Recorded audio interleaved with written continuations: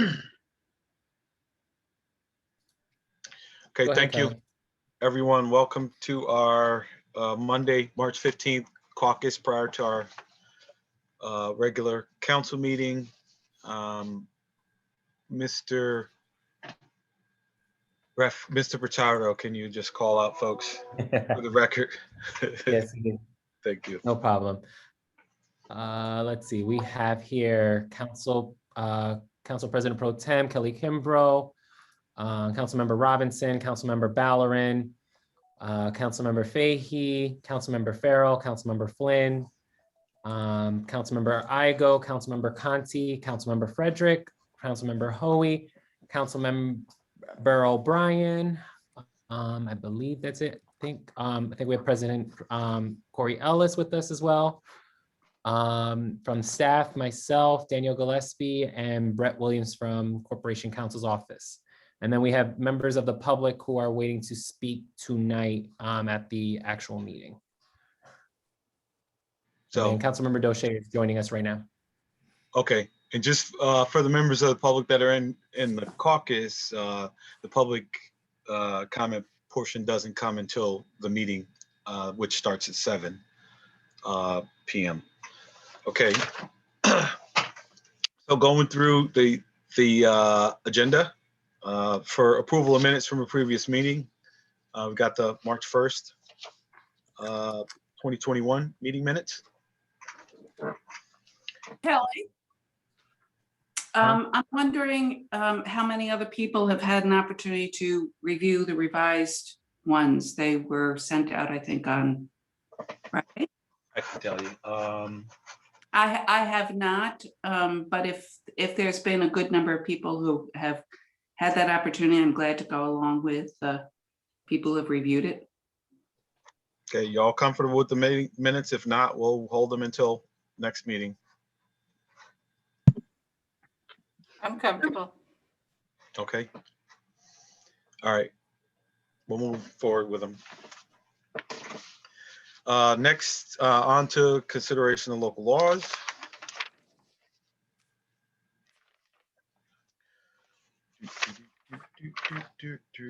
We all have local law D by Mr. Anani regarding providing for additional paid sick leave. He's not here, but that'll be going to finance. It'll be a referral of finance.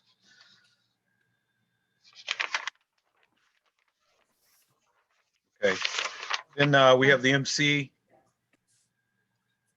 Mr. How is it? I thought I wrote it down. It's local law E Mr. of 2021. Mr. Conti's local law E of 2020. That'll be a referral to regarding the dirt bikes and four-wheelers. That'll be a referral of public safety. That should be 2021. It's 2021. There was a, It is Okay, 20. right. just want to make sure that's, What did I say, 2020? you did, but the It's actual. 2021. The text does say 2020, so I just wanted to make sure we pick that up. Okay, I corrected it. okay. It'll be referral of public safety. And we're going to try to get that in that 24th public safety meeting so we can get going on it along with local law C. Next on the ordinance is introduced, we have ordinance, and we'll do it like this. Ordinance 5/32/23, 32/21 through 10/32/21 are the USDO amendments. There'll be intros and referral to planning. Can I ask a question on those? And I guess maybe it's directed towards Kathy. Yes. So those are all placeholders.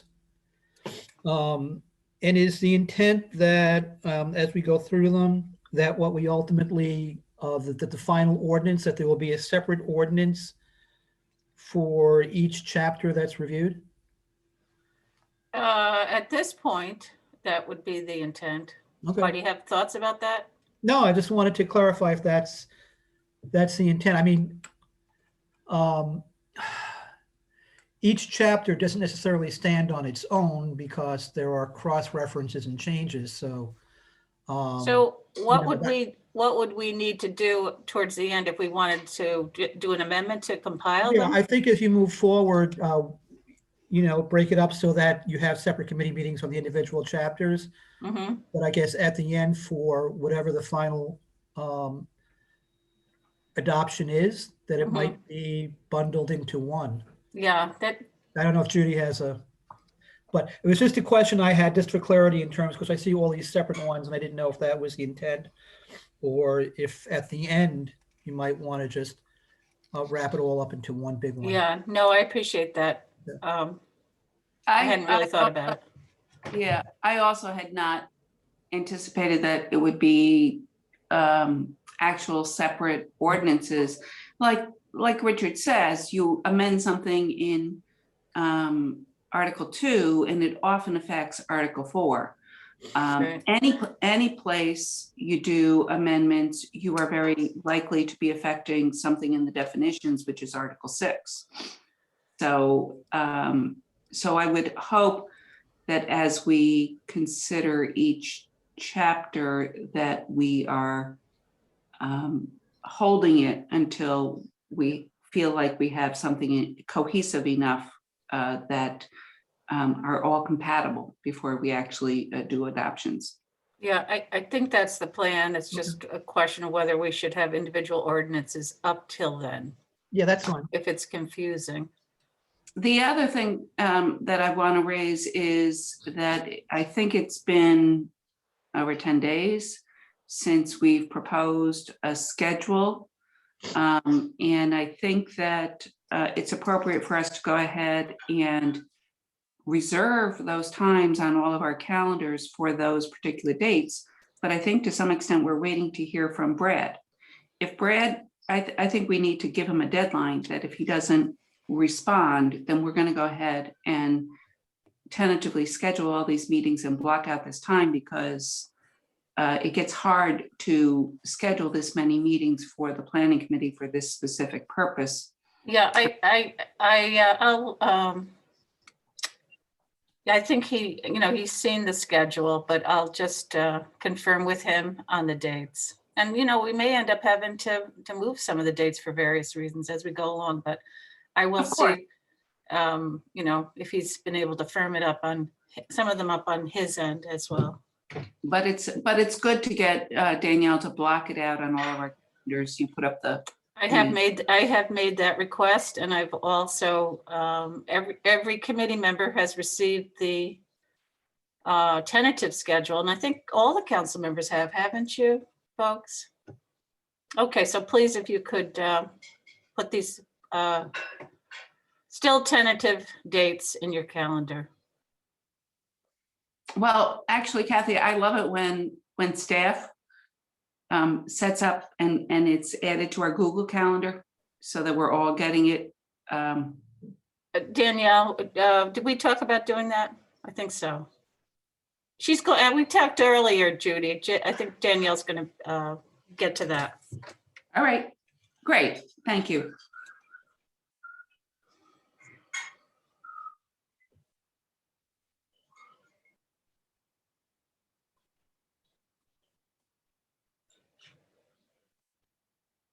Kelly, I can't hear you.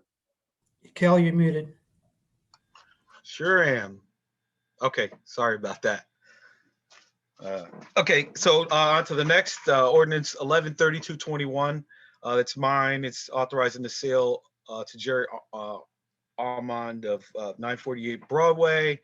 That'll be going to finance to be reviewed. I would ask that Mr. Williams, we don't have a sale price on that yet. There's an assessed value. We can't move forward without it, so it'll slow up the process. If you could work on getting us that. Sure. Yeah, that property still has a number of steps that it has to go to. Has to go to the TRC yet, I believe. Okay, so we have time. Yeah. Yeah. Okay. Thank you. All right. Again, going to finance. And on to ordinances held. We have 10 and 11 relating to to Scott Street. Mr. Pichardo, can you just update us on, it was being amended, but I think Yes, we had snags. myself and Mr. Williams have been in talks with the developer's attorney. We've been going over several different portions of language in terms of the reverter language. The one that was just recently sent out, we reconsidered it. We reconsidered it last minute, so we're going to be holding off on 44 and 45, and we'll be voting on it at the next meeting in April. Okay. So those are off 10 and 11. Next on to resolutions introduced. Okay, we got council members Love and Robinson. It's 293221. It's a resolution recognizing Reverend Willie James Stovall and his commitment and contributions to the city. That will be a pass, or we'll be voting on it. And also, Kelly, just FYI, Councilman Love would like for me to introduce and pass that resolution. Okay, thank you, sir.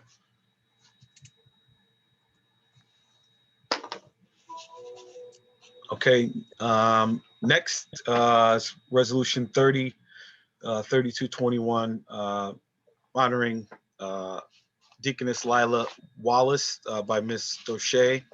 We'll be passing that too. I believe all members said they'd be co-sponsors on that, and on the Reverend Stovall one also. We're all listed as co-sponsors. Okay, that's 303221. Okay. Next, by Ms. Fredericks, 313221, resolution honoring the life of Stephen Winters. Also a pass. And I want to be a co-sponsor because I knew Stephen. I'm sure a lot of you have. I guess during the process, you guys can all just acknowledge and co-sponsor. Okay. Next, on to resolutions held. We have number 8 by Finance, Ms. Farrell. Number 132121R. Did you want to say anything about that? It passed the.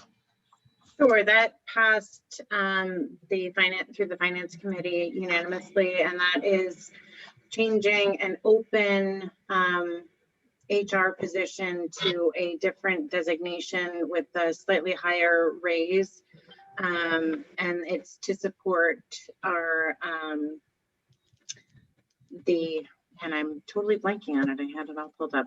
It's to support our diversity within the city in that office, because they're finding that they need a lot more support with that. So they're hoping to really get a good person in there and help that office expand.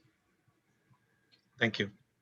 Okay, I'll be a pass, or we'll be voting on it. Next is number 9 by Planning and Ms. Fahey for the reappointment of Jeff Sperry. He passed out of committee with a positive recommendation, so we'll be moving that forward. Okay, the next is my resolution, number 13 under resolutions held, 263121R. The resolution for the.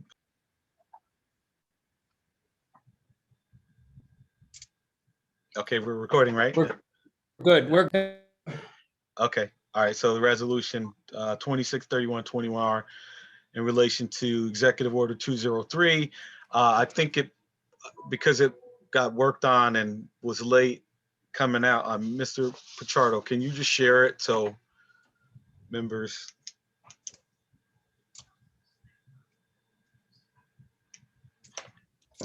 Give me 1 second, sorry.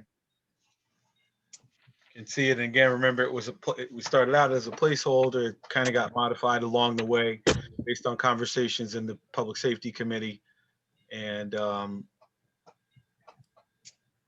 this is where we're at. I'd actually like to vote on it. I said that the other day. Again, I don't agree with everything that's in the plan. However, I think we need to move forward. And so this will be the resolution.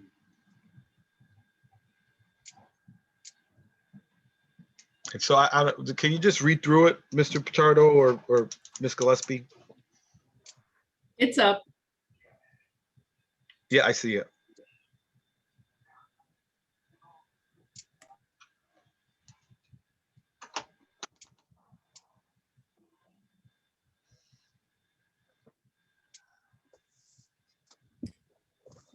Do you still want one of us to read through it, or Yeah. are you okay? Yes, please. Okay. I got you.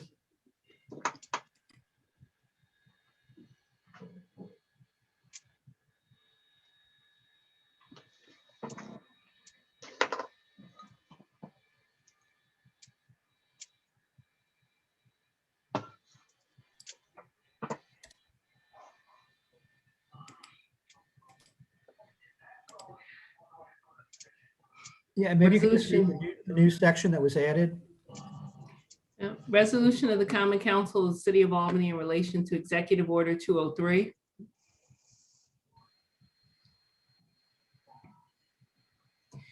Danielle, it's up on the Where- screen. I have it. Yep. Whereas, because we're not going to read the entire thing, you just want to call our attention to the items that have changed, correct? So I'll point them out for just doing that one. I can do that real quick. So the points that I added in were when it was called, that the collaborative was called back in August. They first met on August 18th in 2020 and met weekly on Tuesdays from 6 p.m. to 7:30 p.m. And whereas several working groups were formed to review current practices and review and propose reforms of policing in the city of Albany. Such working groups were, and these were the titles that the groups were given. Whereas the collaborative produced several reports and presented a draft on February 1, 2021, with subsequent amendments presented later, parentheses, the plan or plan, to the Common Council of the City of Albany, and the Public Safety Committee met on February 8th, March 2nd, and March 8th, 2021 to receive public comment on the proposed plan by the collaborative. And whereas Black Lives Matter, and now therefore be it resolved that the Common Council realizes that there are changes that need to be made at all levels of government and implore our federal, state, and county legislative partners to implement the appropriate legislation for meaningful change. And be it further resolved that the Common Council adopts the following statement outlining its intent and recommendations. Limitations. The Common Council recognizes that due to the COVID-19 pandemic, that community participation was limited to online, not in-person meetings, but recognizes the effort made by the mayor's administration to the best of its ability to have an open and transparent process. Timeline. As proposed by the plan, action items have a timeline of 12 to 18 months. It is preferred that the timeline state 0 to 18 months, as some of the action items can be completed sooner than 12 months. Accountability. The plan fails to state any measures of accountability on the implementation. It is recommended that the mayor and the chief of police provide the Common Council a quarterly report on the status of the implementation of all the action items, as well as any changes / amendments made to the plan. Actions by the Common Council. The plan fails to acknowledge that changes that the Common Council has already undertaken in the last year, such as the adoption of Ordinance 12-6220 requiring field sobriety tests in Spanish, Local Law H of 2020 requiring the police department to gather statistics of race, age, ethnicity, and gender of those who are involved in traffic violations or who are patted down, frisked, and searched, among other things. Local Law I of 2020 establishes a body-worn camera policy in our code. Local Law J of 2020 reforms the Community Police Review Board. Items absent from the plan fails to implement an overall vision on police reform to make all working groups' findings and recommendations come together. As noted by community members, Section 1 of the plan summarizes key recommendations of the working group, but fails to acknowledge that, that the City of Albany will take into consideration other recommendations from the work groups found in Section 2 of the plan as part of the overall police forum. And then, as recognized by some members of the Policy Standards, Operative Procedures, and General Orders Working Group, the recommendations have portions missing. Any amendments to that plan should be sent to the Common Council for further review. Be it finally resolved that the Common Council adopts the plan as presented from the mayor's office with the understanding that it is the initial step in making formative changes to policing and recognizes the plan is not fully comprehensive and that there will be various recommendations and changes to current policy that will continue to be identified and will result in additional legislation.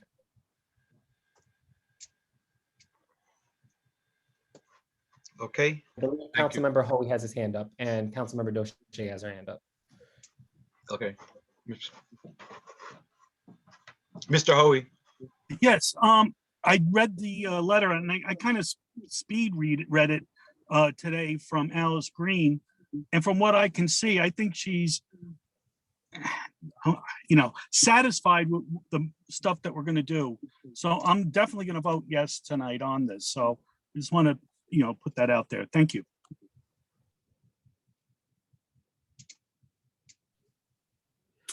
I guess it's my turn to talk. Yes, yes.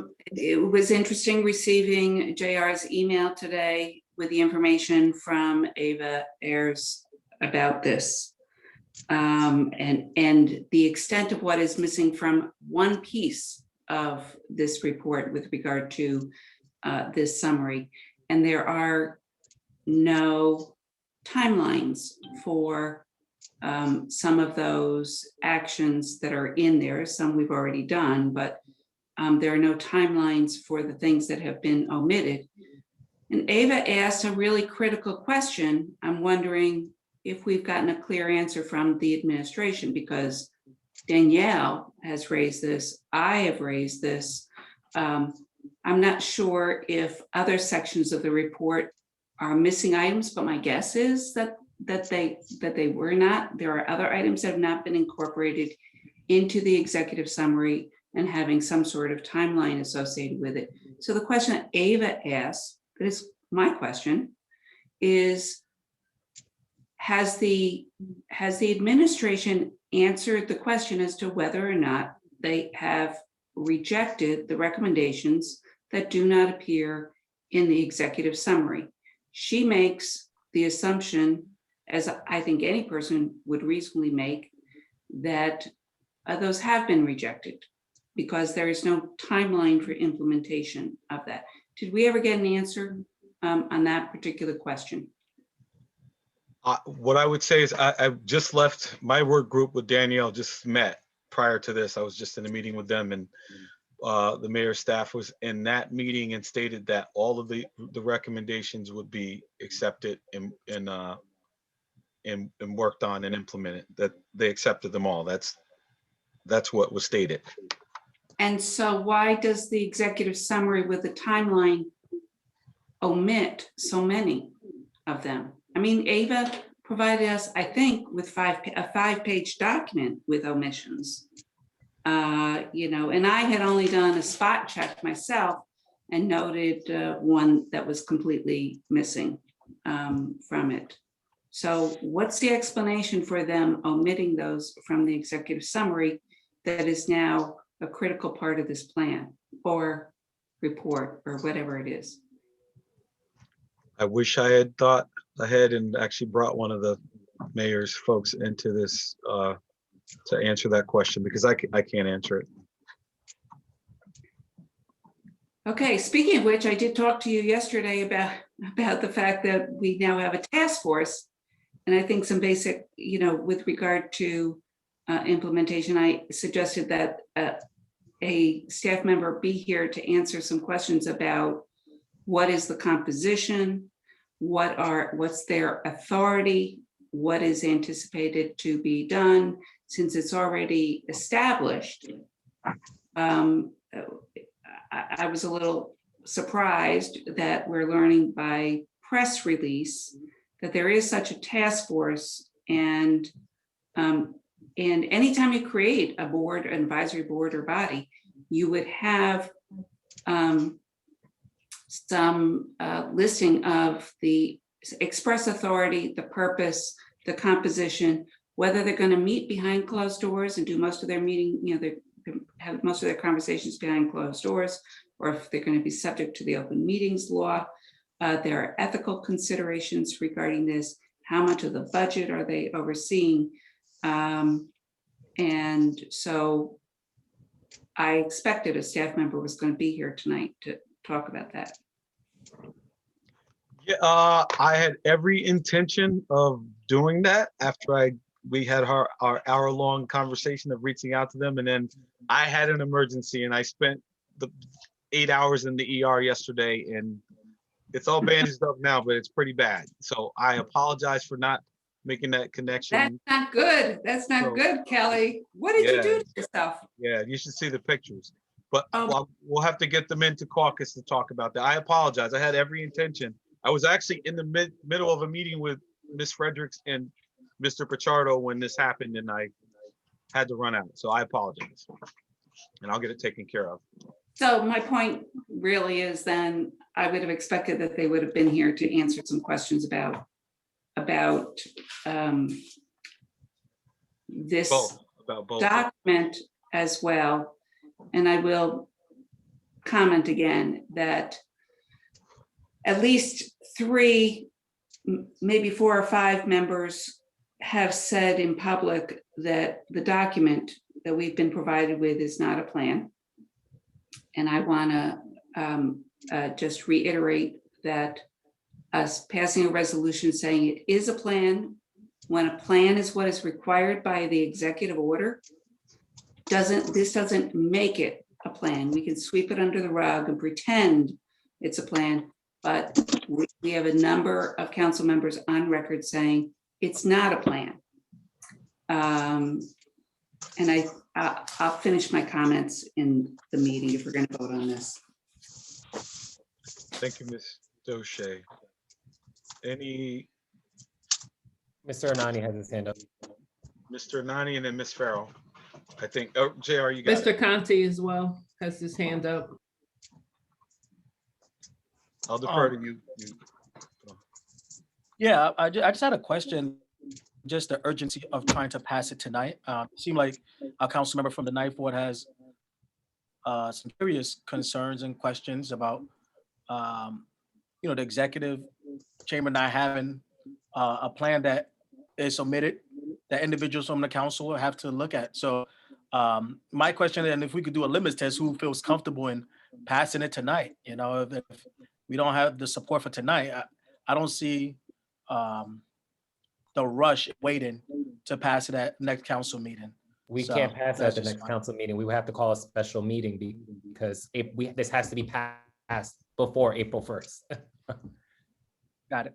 And I happen to Thank be you. in agreement with you, Mr. Anani, but the thing is, if I thought, I don't know that much is going to change waiting, because I've tried and had conversations with the mayor's folks, and this is what they're offering.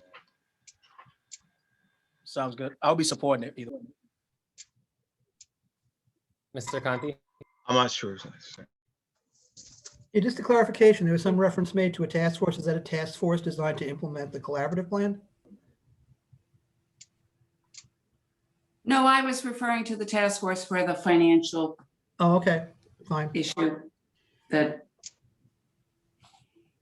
relevant only because I expected a staff member to be here. And so when Mr. Kimbrough was saying, he wishes he had a staff member here to answer the question as to why some things were not included in the executive summary, and given timelines, I expect. Yeah, I just want a clarification on that reference, whether you're referring to this or something else.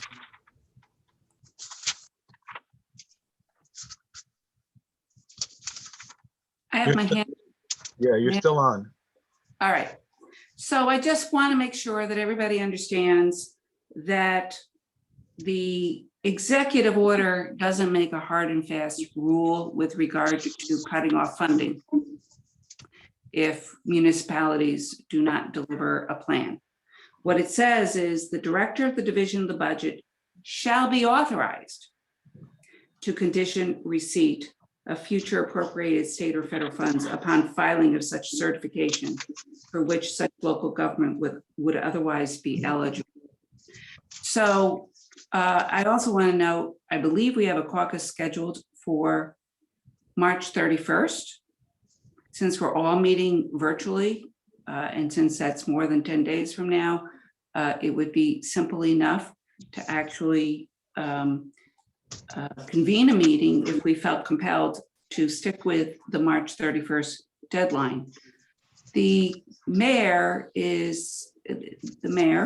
and Chief Hawkins take it, since they're responsible for issuing the plan, apparently is saying it's fine as is, and I am suggesting that there's a lot of caveats in the resolution that has now been drafted. We've been made aware of a number of deficiencies of it. It doesn't even address what the governor's office guidance documents suggest should have been a core question. First question, what is the role of the police in the city of Albany? It's not there. So I think it's appropriate to send this back, vote down the resolution, send a clear message, sending it back to the mayor that this is not a plan, this is not adequate, and we need to do better. So I just want to make sure people understand that the deadline that people are treating as a hard and fast deadline is not necessarily a deadline. The issue is really the mayor and the mayor's office and Chief Hawkins don't want to provide a real clear plan with a real clear vision for our police. And I find that disappointing. Thank you, Mr. O'Shea. Hey, Kelly, just really quick, the people who are part of the collaborative, do they have an opinion? Oh, sorry. Go ahead. We'll get through. I was gonna say, the members of the council who are part of the collaborative, how do you feel about just supporting it for today? I'll defer to the members that spent a lot of hours into putting in the collaborative and also some of the reforms that were suggested. So I'll just defer to those members. And if they're comfortable in voting for it tonight, I also feel comfortable in voting for it. This wasn't an easy process. It was a lot of hours that were put into this. So I will defer to them. Okay, who was Mr. Chair. Go ahead. Brett Williams has his hand up, and I thought Councilwoman Farrell had her hand up too at one point. I and was do, waiting but to it's be on a different recognized. subject. So Brett, why don't you go ahead if. Sure. Yeah, this is relevant to the EO 203. I do need to push back a little bit on what Councilmember Duchette said. Yeah, it's true that the language of the EO says that the director of the division of the budget shall be authorized to condition receipt of future appropriated state or federal funding upon essentially our passage, the council's passage of this resolution. I guess my first point would be that I would caution against thinking that they will or won't take away any sort of funding. By waiting till after April 1st to pass this resolution, you would be giving them the option to take away or to not provide funding, which again, I would caution against in the very strongest terms. And moreover, the language of the executive order does say that such plan shall be ratified or adopted as appropriate no later than April 1st, 2021. So even by not adopting the plan prior to April 1st, 2021, you would in effect be going against what the executive order says. The result of that could be that funding would be taken away, but just by the very act of not passing the resolution prior to April 1st, it would be a violation of the executive order.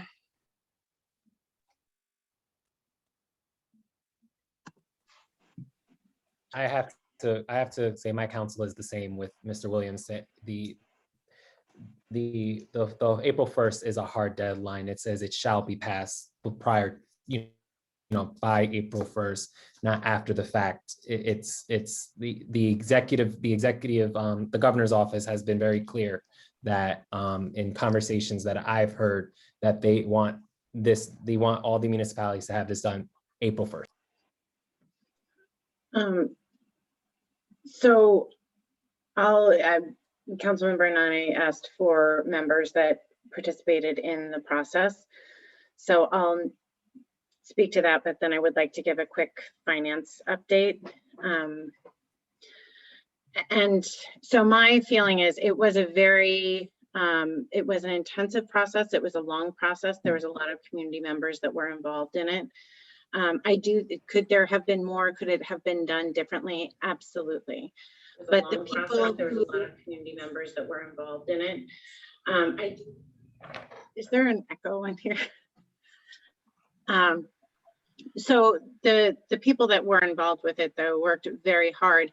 And my view on this is that it cannot and should not be seen as once we pass this, it's over. This is the beginning of the process. And it is a long-term process. We cannot have this overnight. So are there things that I would like to have differently in there? Absolutely. Do I believe that there's a process set up to make sure those things happen? I do think there's that process, but I also think that we have to be continually vigilant.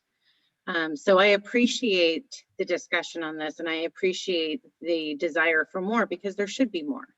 But I'm very comfortable voting for this. I do not want to come, to me, the people that were involved in the collaborative that spent hours and hours and hours on this, I'm not comfortable voting for us to not continue with the process in the next step, because I mean, Kelly was just meeting with his group again. So a lot of the people that were involved in the collaborative are still meeting, still involved in the process. So I am comfortable moving forward with it. And I think it's an important thing for us to vote on. Do I think we should ask for and expect more? Absolutely. But as I said, to me, this is the beginning to me. And I think it has to be. So a very quick budget update. In both the Assembly and the Senate one houses, the capital city funding and full AIM funding for Albany were put in there. So huge thanks to Senator Breslin and Assembly members Fahey and McDonald.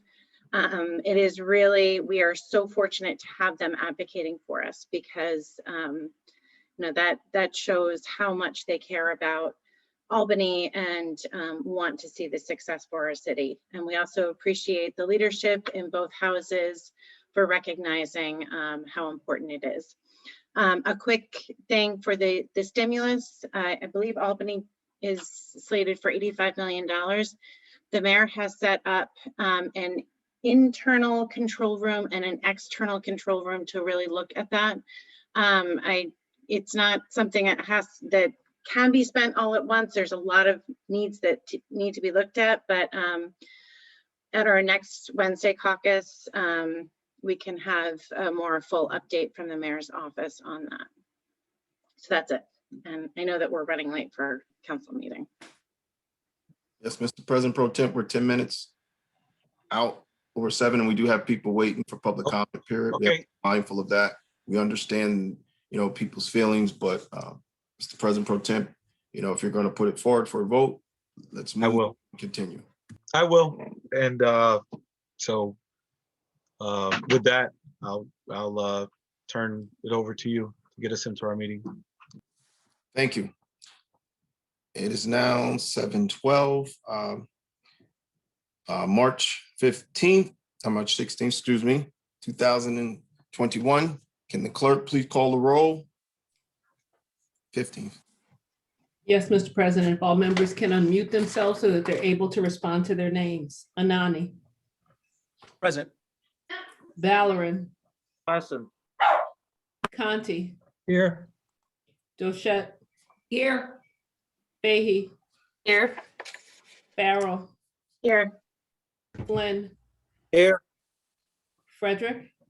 Here. Hoey. Here. Igo. Here. Johnson. Here. Kimbrough. Here. Love. Here. O'Brien. Here. Robinson. Present. 15 members are present. Thank you, Madam Clerk. Can now you put up the flag? So we'll say our Pledge of Allegiance, and right after that, we'll have a moment of silence.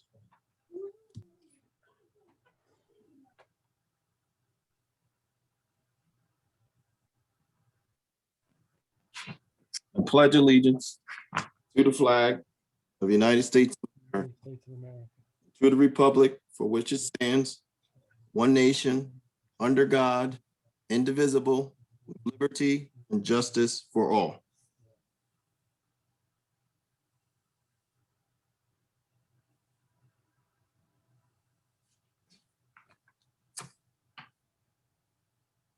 Thank you.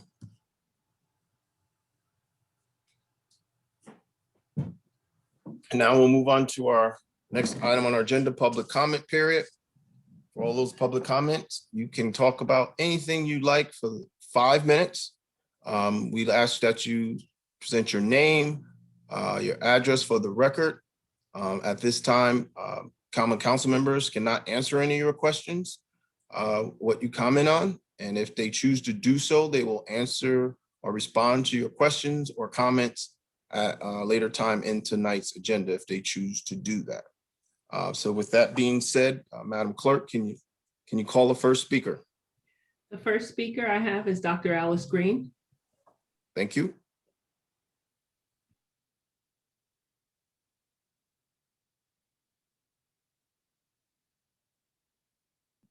Dr. Green, you're muted.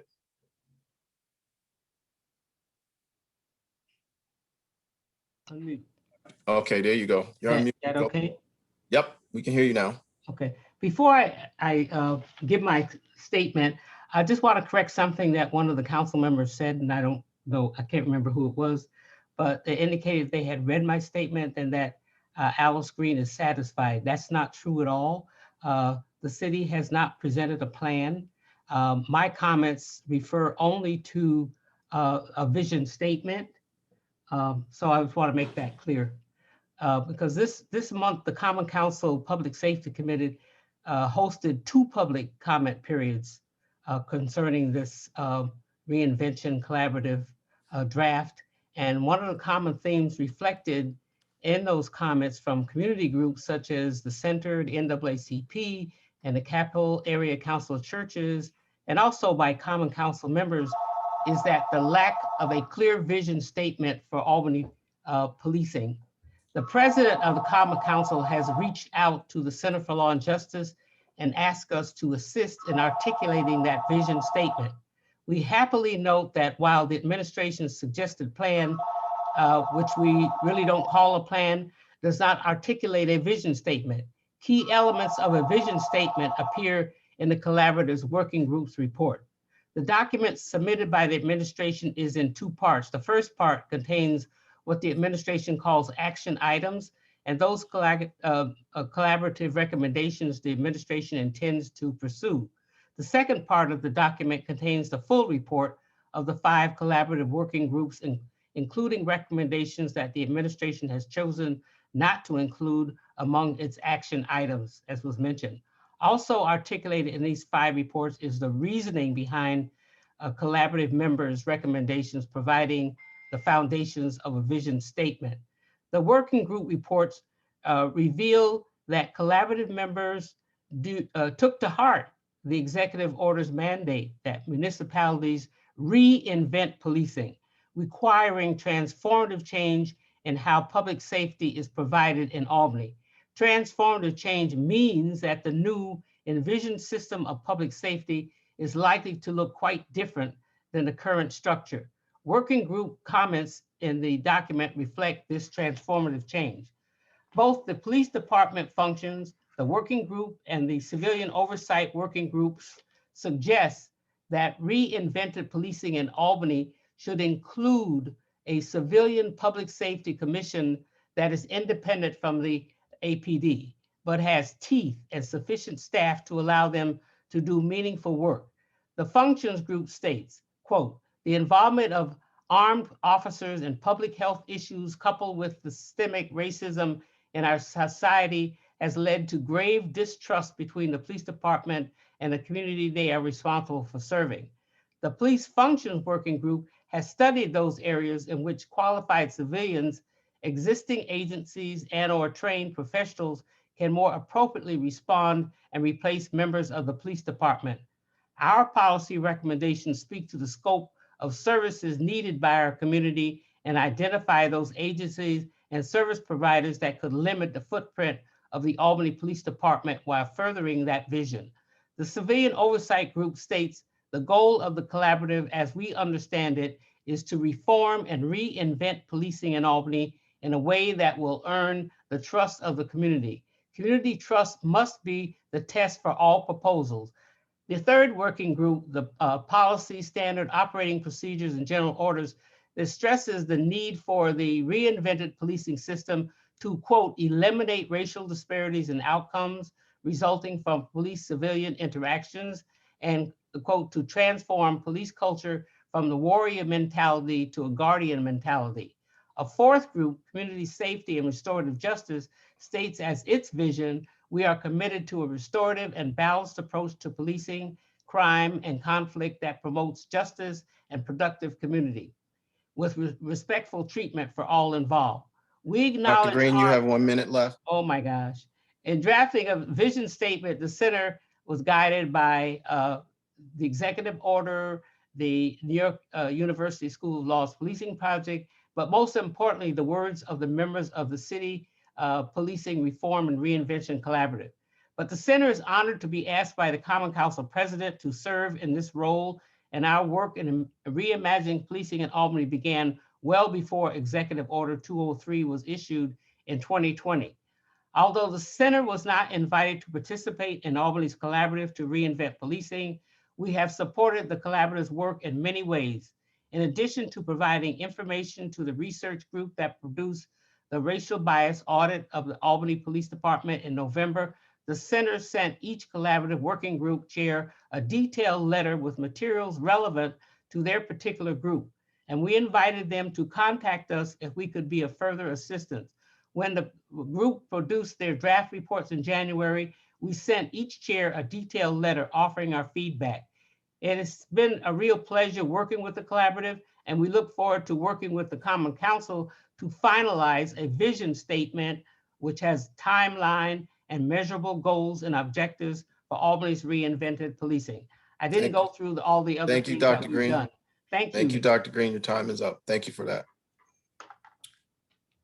Madam Clerk, can you call the next speaker? I have Lauren Manning, who indicated that she would like the credentials for tonight if she's with us. No, see that her. must There be she a is. mistake. I just wanted to watch. I did not. Oh, okay. You don't want to speak. Okay. No, thank you though. Thank you, Ms. Manning. Okay.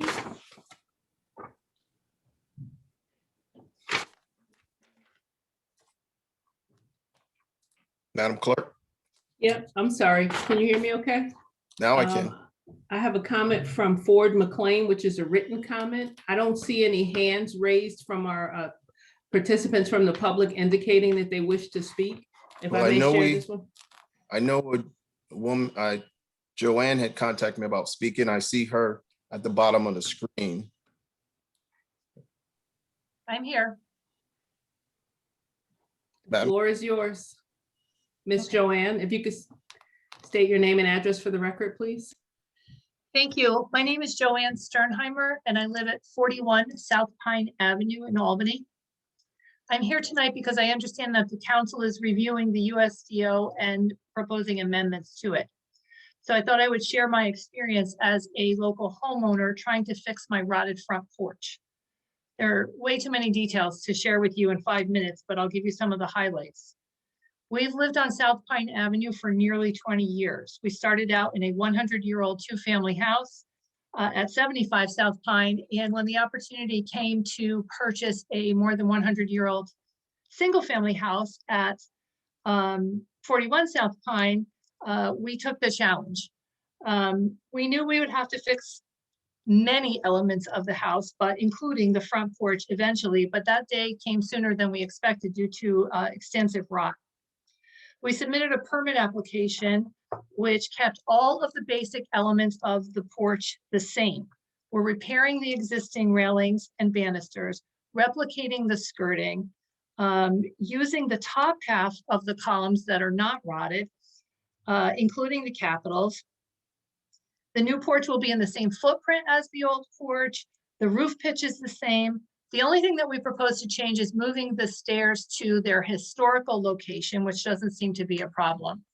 And changing the currently pressure treated wood and untreated but painted wood supporting column bases to masonry faced with bluestone. This would allow us to keep the top portion of the existing columns while replacing the rotted portions with the stone. Our application was rejected as non-compliant with USDO sections 375.4 G3, G4A, and G4DI.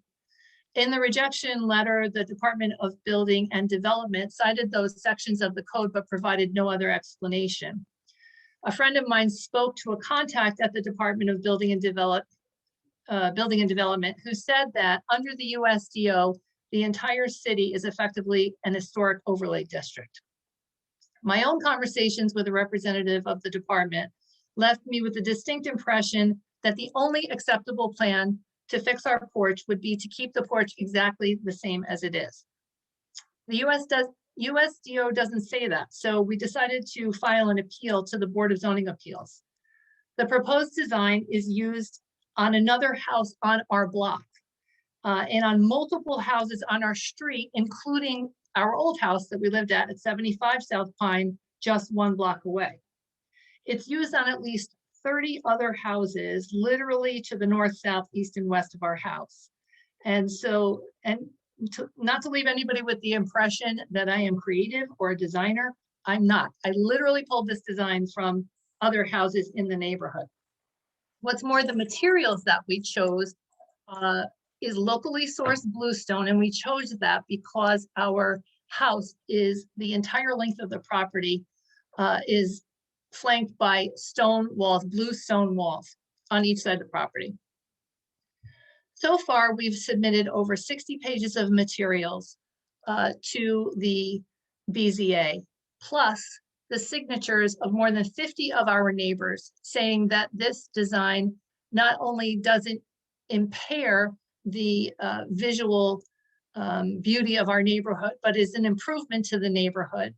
And in addition, we've gotten 15 of our neighbors to write letters directly to the BZA saying the same thing, and all of them supporting the project and asking that it be allowed to go forward. So far, we've had 2 working meetings of the BZA, and it's clear to me from these meetings that the chair shares the department's interpretation of the USDO to mean that every single element of a porch, including the materials, must remain exactly the same as it was before. This appears to apply to the entire front of the house. You have 1 minute remaining. At the last meeting, he also mentioned that there are special Pine Hill standards, none of which can be found in the USDO. There's no special standards for this district, so anything that happens here would apply to the rest of the city.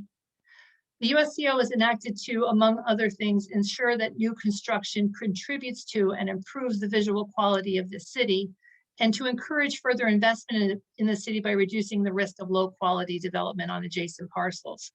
Improving the visual quality should include using better materials.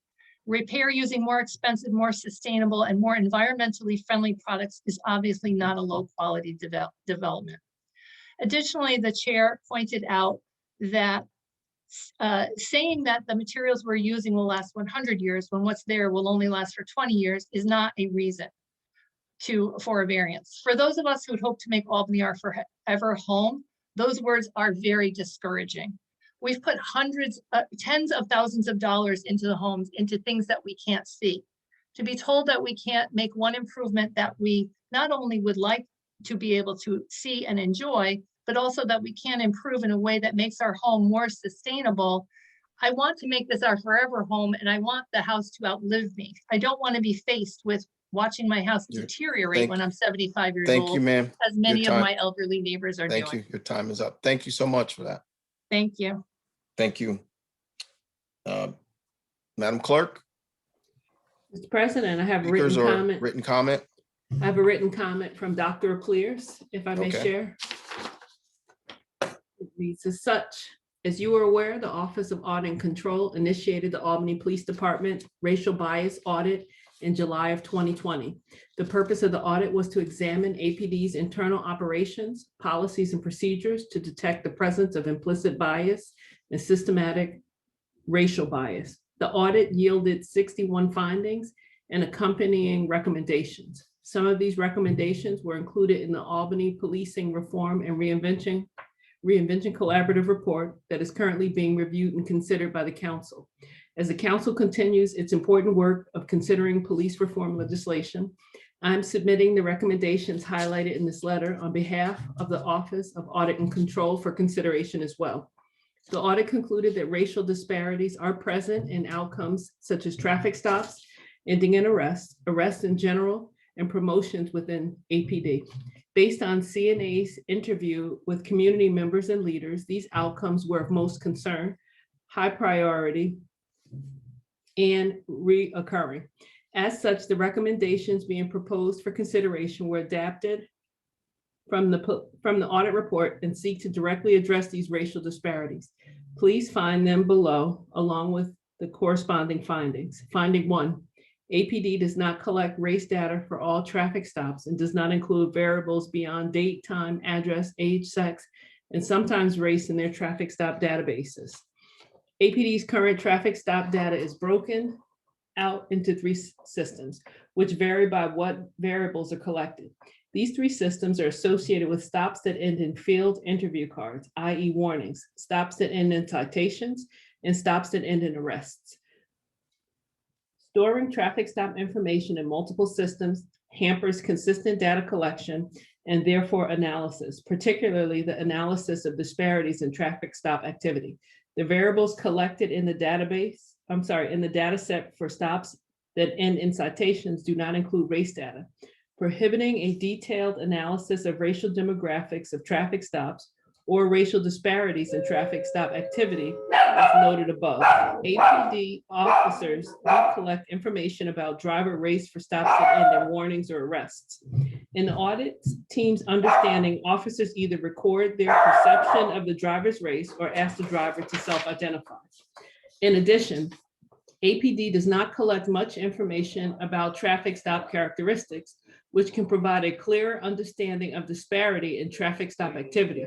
For example, if the reason for a stop is documented, APD can break out stops by race based on stop reason, allowing them to identify whether members of ethnic or racial minority groups are more frequently stopped for certain violations. The inclusion of geographical data in the form of latitude and longitude for addresses facilitates analysis of where traffic stops are taking place and can reveal whether primarily minority neighborhoods are experiencing higher volumes of stops. Finally, documenting search decisions can help agencies understand whether disparities by race are present in these decisions, which can undermine constitutional policing. Recommendation: APD must revise their traffic stop data collection protocols to achieve the following objectives. Consolidate all traffic stops into a single data system. Collect driver race data for all traffic stops as it is collected for stops ending in warnings and arrests. Record stop, start, and end time. Record stop latitude and longitude. Record the reason for the stop in a closed response, drop-down menu format. Record the reason for the citation or the arrest as applicable in a closed response, drop-down or checkbox menu format. Record whether a search was performed during the stop, the type of search, example, consent search, search incident to arrest, search under plain view doctrine, inventory search during vehicle impoundment, and whether a seizure resulted from the search. Finding 2, community members have concerns about disparate arrests for quality of life issues and resisting arrest charges. Although the data provided by APD does not allow the audit team to conclude whether there are disparate arrests for quality of life issues in white communities versus minority communities. We determined through our interviews that this is a common concern in the community.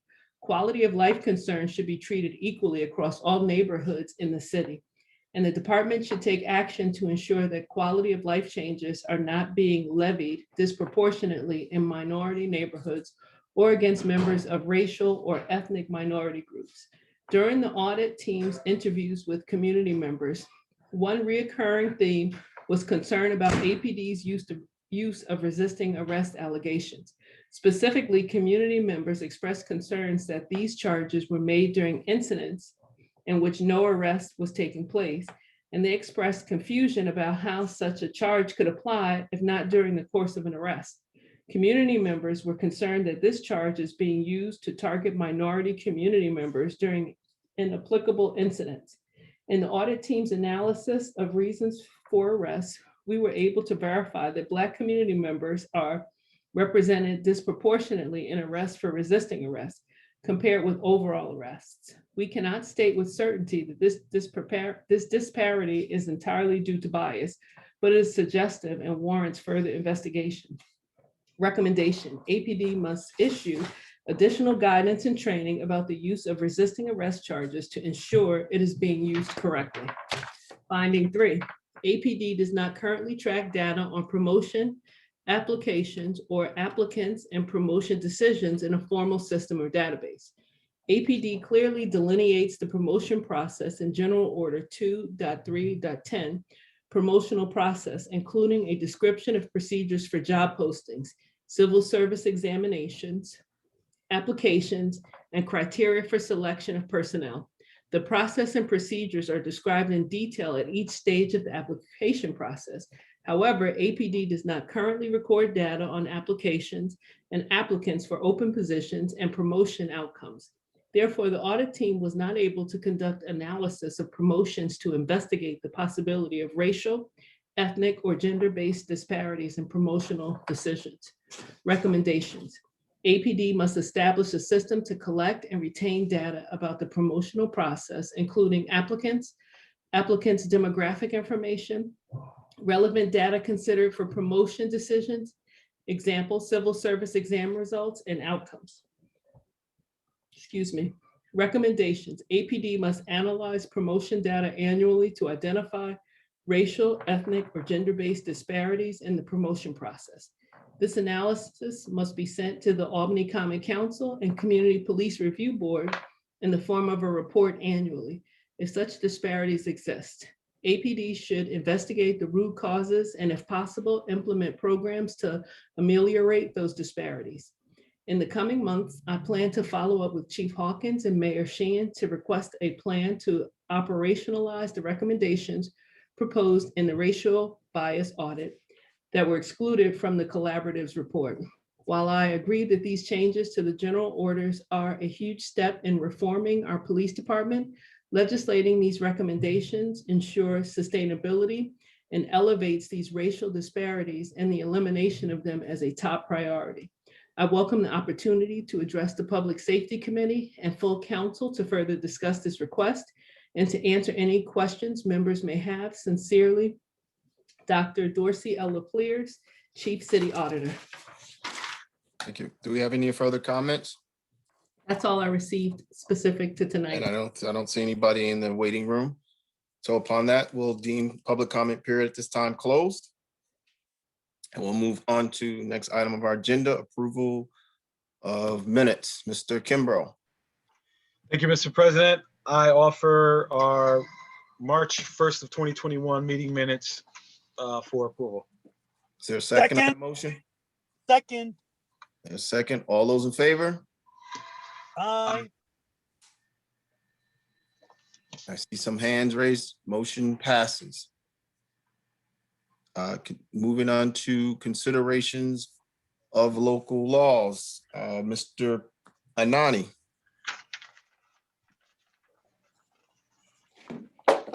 Thank you, Mr. President. I noticed local law D of 2021 and ask for its introduction. Thank you. Can the clerk please read the local law? A local law amending the charter of the city of Albany to provide for additional paid sick leave. Kimbrough? Thank you, Mr. President. They'll be referred to the Finance Committee. Thank you. And I guess, Mr. Kimbrough, we have an MC.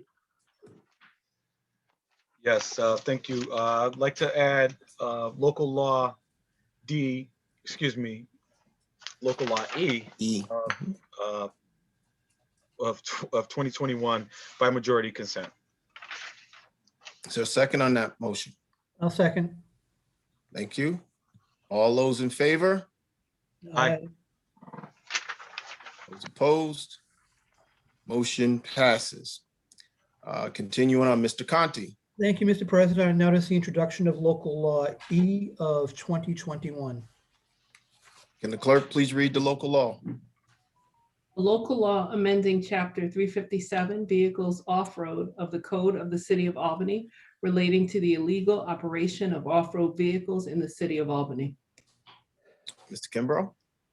Thank you, Mr. President. There'll be a referral to the Public Safety Committee. Thank you. We're moving on to the agenda, reports of any standing committees reports. I know we had a few. Would Ms. Farrell like to go? Ms. Farrell? I thought you'd never ask. I would love to go. The Finance Committee met on March 4th. And we discussed, we had an update from our treasurer and the budget director on city finance and the process that they're going through. We discussed ordinance number 44.122.20, which authorizes the closing of Scott Street, which passed through with amendment, and that amendment we're actually going to be looking through. It was sent out today before it is brought to the full council. A similar situation happened with ordinance number 45.122.20, which is authorizing the sale of Scott Street. Again, that was passed through the committee with a positive recommendation with amendment, and we'll be reviewing the amendments and before they come to the full council.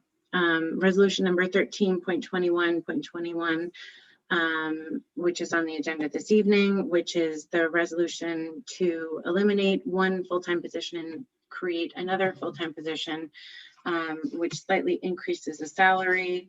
That was discussed to support our HR department and the Chief Diversity Officer. And that was passed out with a unanimous positive recommendation. Thank you. And that was our meeting. Thank you. Ms. Duche, you have your hand up.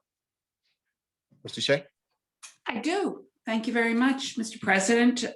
So the Housing and Community Development Committee met last week for Ms. Andrews to go over tentatively the award, the budget for the year 47 allocation of community development block grants. It was a very informative meeting. She's advised us that she had not yet sent out the proposed award letters to applicants. She will be sending those out shortly, and we'll be sharing that with the council when she does. There is a hearing scheduled, a joint hearing scheduled with the agency and the Common Council Housing and Community Development Committee for anybody who wishes to appeal the tentative award notifications, including any declinations of funding or reductions in funding that there might be. We expect then to be making final action on recommendations for year 47 and passing out of committee the resolution authorizing the mayor to execute the documents. If there are any issues with that, we have tentatively scheduled another meeting for April 15th to finalize our work for the year. Thank you. Thank you, Mr. Duche. Mr. O'Brien? Thank you.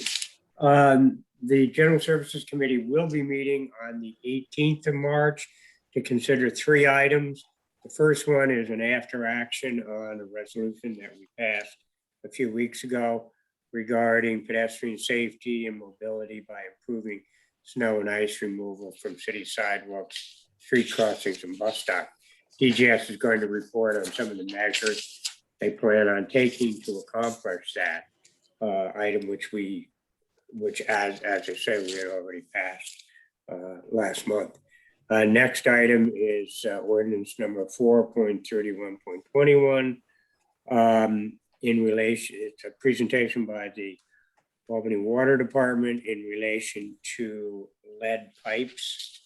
And the final item is Resolution 273121, a resolution of the Common Council honoring the life and legacy of Warren Mackey and renaming a portion of Livingston Avenue in his honor. So that's March 18th. We will be meeting to consider those items. Thank you, Mr. O'Brien. Ms. Fahey? Thank you, Mr. President. The Planning Committee met on March 3rd regarding the reappointment of Jeffrey Sperry to the Albany Parking Authority. That was passed out with positive recommendation. And we also received an update on the Unified Sustainable Development Ordinance from the Planning Department. Thank you. Thank you, Ms. Fahey. Mr. Kimbrough? Yes, thank you, Mr. President. The Public Safety Committee met on March 2nd and March 8th to discuss the police reform collaboration and work on Resolution 263121 and came up with what we'll be offering tonight as amended for passage for that. And then also on March 24th, the Public Safety Committee will be meeting to discuss local law C, which is the tear gas law, and local law E by Mr. Conti regarding dirt bikes and four-wheelers. That'll be on the 24th. Thank you. Thank you, Mr. Kimbrough. I think that's all for standing committees. Ms. Duche, your hand is up. Is that from the before or? I'm just checking. Okay. Yes, I'm sorry. I should. No problem. I just want to check. Thank you.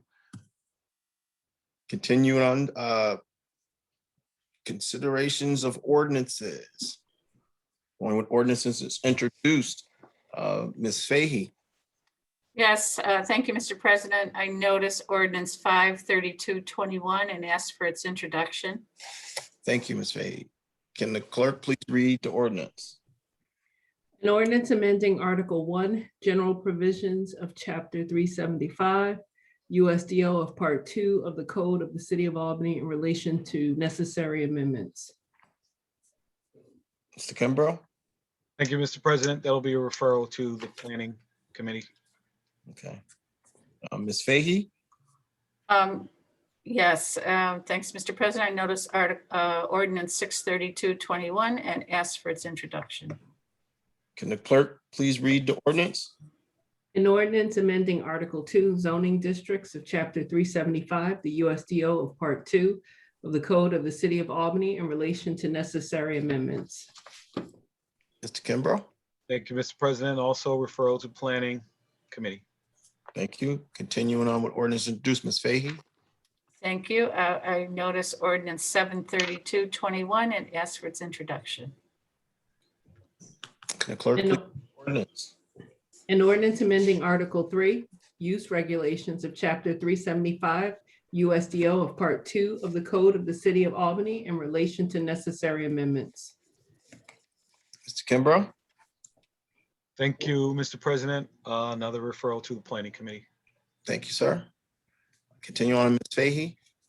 Thank you. I noticed ordinance 83221 and asked for its introduction. Thank you, Ms. Fahey. Can the clerk please read the ordinance? An ordinance amending Article 4, Development Standards of Chapter 375, USDO, Part 2 of the Code of the City of Albany in relation to necessary amendments. Thank you, Mr. Kimbrough. Thank you, Mr. President. Referral to Planning. Continuing on, Ms. Fahey. Thank you. I noticed ordinance 93221 and asked for its introduction. Thank you. Can the clerk please read the ordinance? An ordinance amending Article 5, Administration and Enforcement of Chapter 375, USDO, Part 2 of the Code of the City of Albany in relation to necessary amendments. Mr. Kimbrough. Referred to the Planning Committee. Thank you. And Ms. Fahey. Thank you, Mr. President. I noticed ordinance 103221 and asked for its introduction. Thank you. Can the clerk please read the ordinance?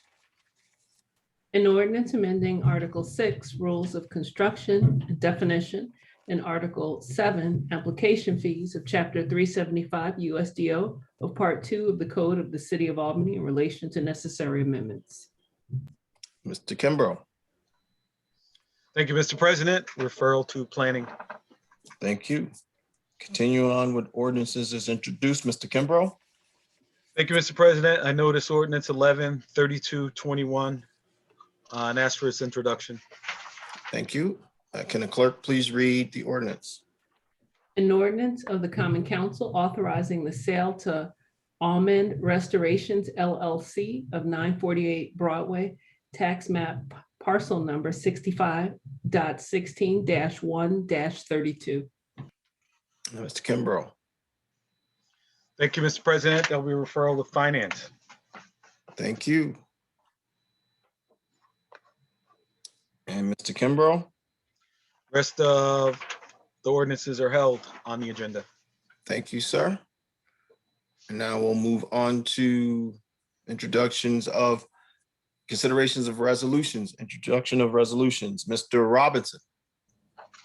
Thank you, Mr. President. I noticed resolution 2932.21R and ask for its introduction and passage. Thank you, Mr. Robinson. Can the clerk please read the the resolutions? A resolution of the Common Council of the City of Albany recognizing the Reverend Willie James Stovall Sr.'s commitment and contributions to the people of the City of Albany and congratulating him on his 32nd anniversary as pastor of the Mount Olive Southern Missionary Baptist Church. Is there any discussion on the resolution? Mr. Robinson. Thank you, Mr. President. I won't be long because his bio and all his accomplishments are noted in the resolution. But I do want to say that I consider Reverend Willie J. Stovall one of the cornerstones of this great city. Reverend Stovall has dedicated his life and his ministry to serving not only the physical, but the spiritual needs of the people of the city. Reverend Stovall has mentored many young people, and many of them look to him as a father figure. Reverend Stovall, I've known him to be an advocate on many community issues, and he is often sought after for his gentle wisdom and insight on a variety of subjects. So I want to thank my colleague, Councilwoman Joyce Love, and all of my colleagues here on the council for agreeing to co-sponsor this resolution to honor Reverend Stovall.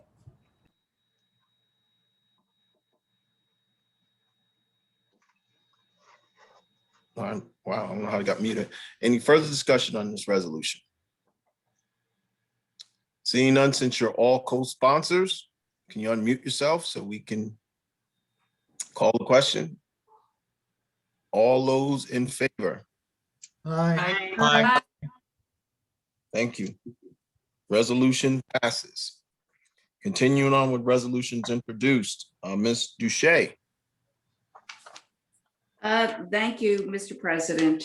I notice resolution 30.32.21R and ask for introduction and ask for its passage. Thank you, Ms. Duche. Can the clerk please read the resolution? Resolution of the Common Council honoring the life and legacy of Deaconess Leila M. Wallace and her contributions to the City of Albany and its children. Is there any discussion on the resolution? Ms. Duche? Thank you, Mr. President. It's with great sadness and a great deal of pleasure that I'm introducing this resolution to honor Miss Wallace. My oldest son had her for a first grade teacher, and she could not have shown us or our son any more love and kindness and patience, while also figuring out how to teach him to read and write and do basic math. I have a friend who is a superintendent, was a superintendent out in the western part of the state. And he said, first grade teaching is the toughest teaching job you could ever have, because there's no other job in which the expectations are so measurable. children walk into first grade, most of them not knowing how to read and write and do basic math. And they're expected to know how to do all of those things as they walk out of first grade. And Ms. Wallace was a master at doing that while showing little 5 and 6-year-old kids all the love that they need to have the confidence to know that they can really do this and that they're going to be supported in it. I could go on with many little vignettes of how my son created challenges for Ms. Wallace, and she rose to them all. She taught at School 19 for 28 years. She was a very beloved teacher. And before that, she had worked at St. Catherine's for 10 years, also taking care of our young children and showing them love. I noticed for Garland Funeral Homes on the tribute wall for her, 2 comments that really, I think, speak for us all. One of her former students said, she always showed all of us love. Her patience and love for children lives on through those who were lucky enough to have had her as a teacher. And another person who was not a student of hers, but who visited her often after school, said, she taught us mostly how it should feel to be loved in this world.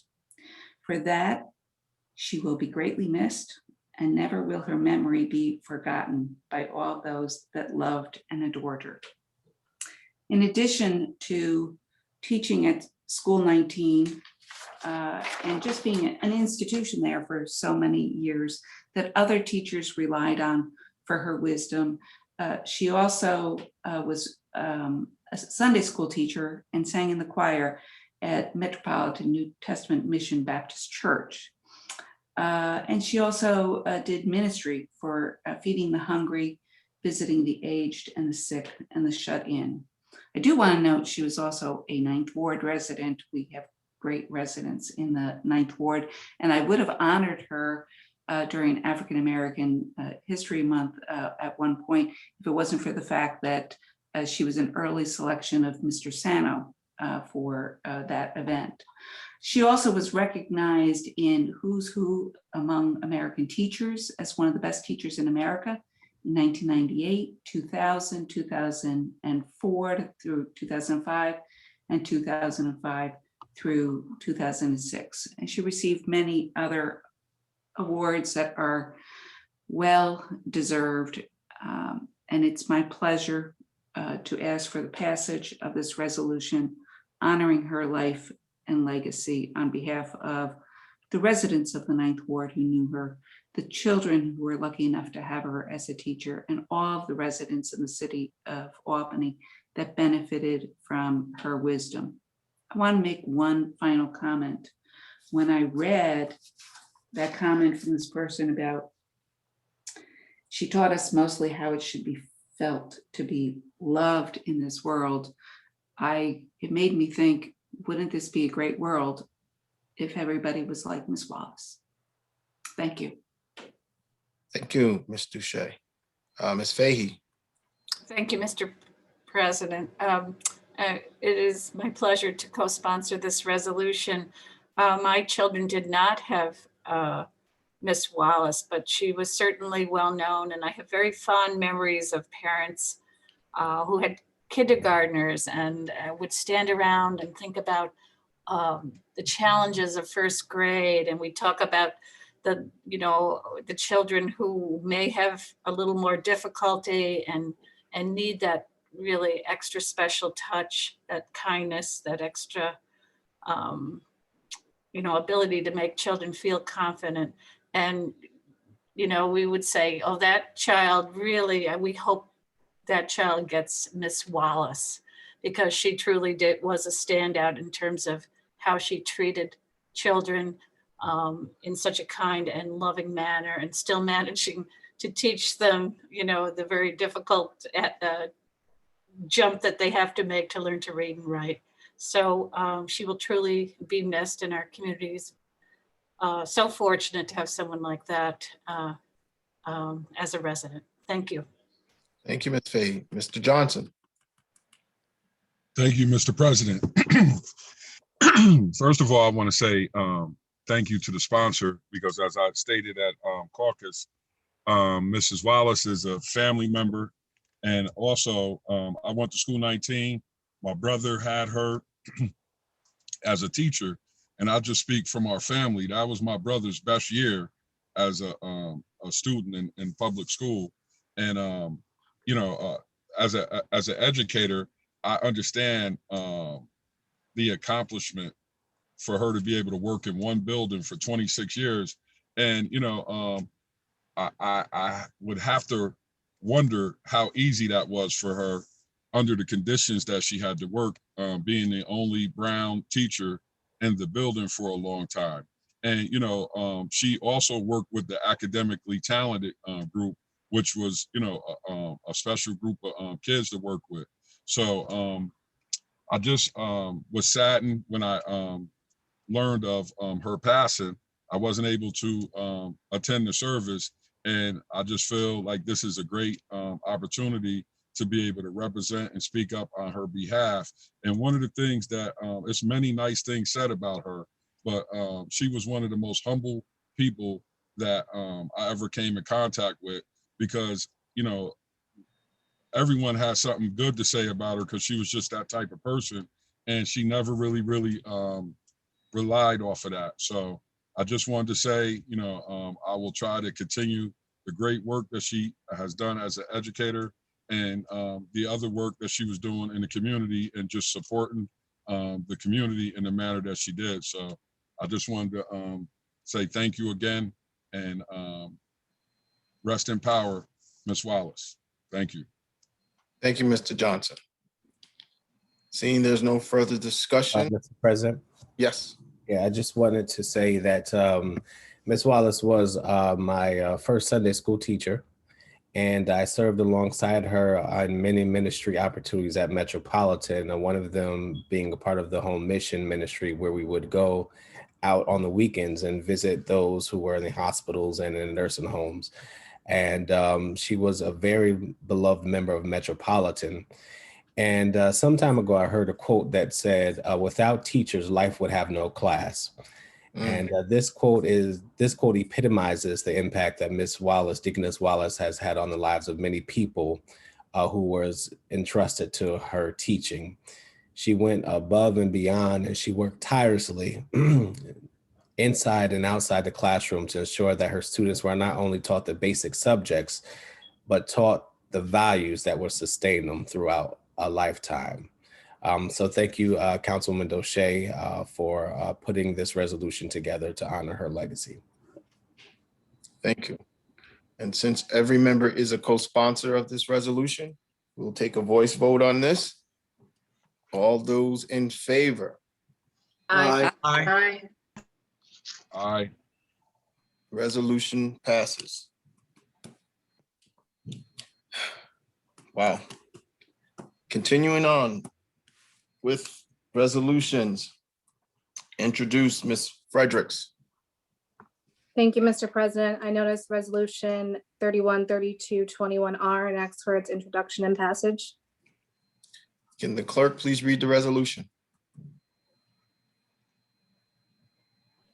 Yes, Mr. President, a resolution of the Common Council of the City of Albany honoring the life and legacy of Stephen Earl Winters. Is there any discussion on this resolution? Ms. Fredericks? Thank you, Mr. President. We unfortunately lost Steve Winters earlier this year and wanted to bring this forward to honor his legacy. Steve was truly a community man and a community activist. He dedicated his professional life and also his personal time to really being a voice for the neighborhood. He was a previous director of the Interfaith Center for Homelessness. He was also involved in the South End Improvement Corporation. and he volunteered in many other community groups, including the South End Neighborhood Association, Second Ave Neighborhood Association, Honest Weight Food Co-op, as well as the League of Women Voters. On a personal note, I had the pleasure of getting to know Steve as part of the First Ward Democrats. And I will say every single interaction with him was a great memory for me.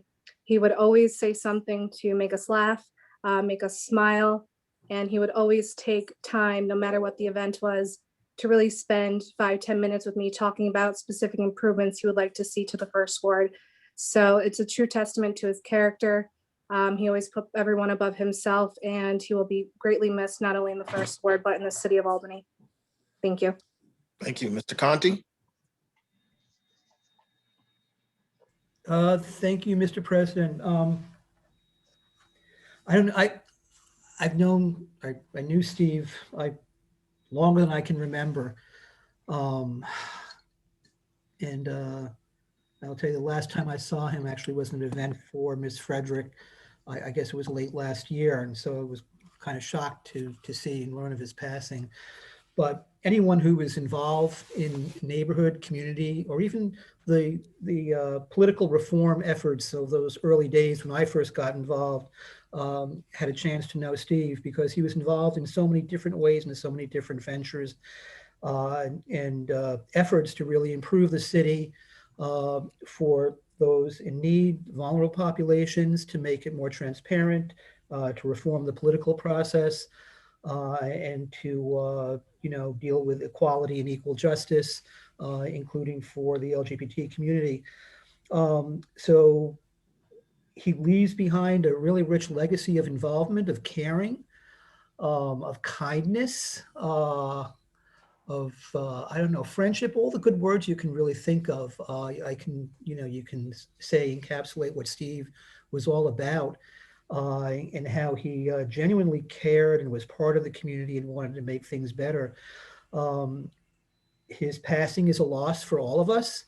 It's a loss for the city. A voice that was really, really important and not loud, but quiet and involved and made a difference. So I'm very sad. It was very sad to hear of his passing, and really do extend condolences, and I appreciate this resolution tonight. Thank you. Thank you, Mr. Conti. Ms. Fahey. Thank you, Mr. President. I just want to echo what Councilmember Conti and Councilmember Frederick said. Steve Winters, what a wonderful, wonderful person he was, and we're so sorry that he has passed. I think all of us here, when you think of the wards we represent, there's always those individuals who just, they're involved. They truly stand out and they care. And you as a council member, you have many conversations with them about all the issues that here in our city. And even though Steve was not in my ward, he was in Councilmember Frederick's, our wards adjoin. So I would run into Steve so many times, and we have those conversations on so many issues. And just like others have said, he's just someone who cared deeply, deeply, deeply about the Albany community. And he got so involved as well over the years. There aren't enough good things to say about somebody like Steve Winters. And I only wish that all of you had had a chance to get to know him. Really terrific person who will be deeply missed. Thank you. Thank you, Ms. Fahey. Is there any further discussion on this resolution? I don't know if everyone's co-sponsor, so we'll do a voice vote, roll call vote on this. Madam Clerk, can you please call the roll? Yes, Mr. President. Anani, Yes, co-sponsor, please. Ballerin, Yes, co-sponsor, please. Conti, Yes, and co-sponsor, please. Doshette, Yes, co-sponsor, please. Fahey, Yes, co-sponsor, please. Farrell, Yes, co-sponsor, please. Flynn, Yes, co-sponsor, please. Frederick, Yes. Hoey, Yes, co-sponsor, please. Igo, Yes, co-sponsor, please. Johnson, Yes, co-sponsor, please. Kimbrough, Yes, co-sponsor, please. Love.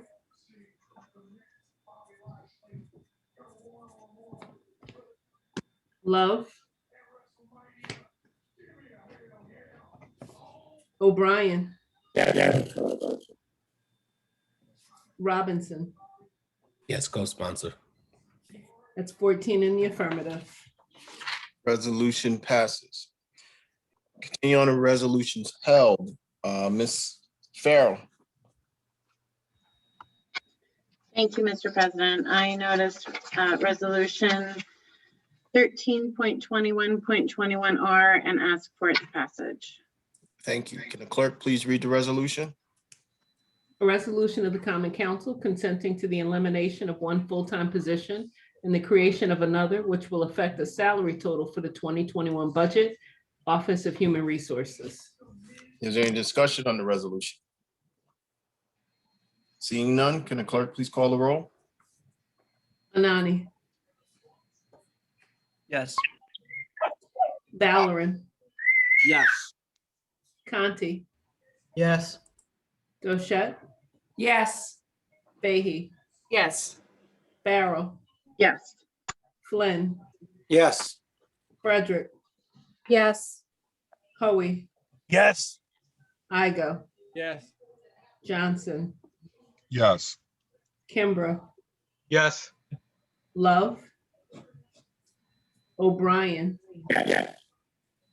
Robinson. Yes. 14 in the affirmative. Resolution passes. Continue on, resolution held. Ms. Fahey. Thank you, Mr. President. I noticed resolution 182221R and ask for its passage and roll call vote. Thank you, Ms. Fahey. Can the clerk please read the resolution? Resolution of the Common Council confirming the reappointment of Jeffrey Sperry as a member and the chairperson of the Albany Parking Authority. Is there any discussion on this resolution? Seeing none, can the clerk please call the roll? Anani. I'm sorry, I tried to get my hand up. Okay, no problem. We'll Okay, back thank it you. up. Hold off, Ms. Yes, co-sponsor, please. Mr. Conti, we're holding off on a vote. I didn't see Mr. Conti's hand. Go ahead, Mr. Conti. Yeah, thank you, Mr. President. Just an observation. The parking authority is a state-created public authority. Public authorities are really quite powerful in terms of their ability to make policy, the resources they have, and they don't have the same level of public accountability as other branches of government might have. The council itself has no direct oversight in a sense of how the parking authority or other public authorities operate. The only way we have some oversight is through the confirmation process.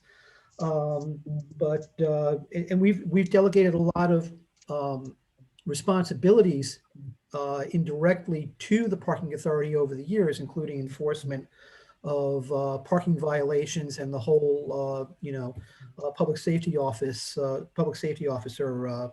process. So I think it's really important, just again, to note the confirmation process, which is the only real ability we have to have some oversight, and how important it is, again, that we get these confirmations or appointments on a timely basis so that we can exercise that oversight. And it's just, again, a reminder to be vigilant on this. The other concern I have is that often the members of public authority boards, in some cases, aren't always the strongest members. Sometimes they can be heavily influenced by staff. I think Mr. Sperry is a good representative. I'm happy to vote for his confirmation, but those are things that you really need to be cognizant of when you deal with some of these confirmations, especially for public authorities where there's very limited oversight that the council has, yet it has a huge impact on the city of Albany policy and how things are developed. We as the local legislative body, in effect, are cut out. So really, again, pay attention to these confirmations and the importance they have as a way that you have oversight over some of these bodies. Thank you. Thank you, Mr. Conti. Any further discussion? Seeing no hands, clerk, restart the vote. Okay, Anani, Yes, co-sponsor, please. Valorem, Yes, co-sponsor, please. Conti, Yes.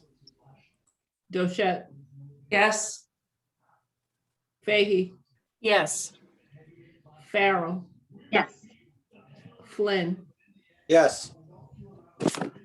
Frederick, Yes. Hoey, Yes. Igo, Yes. Johnson, Yes.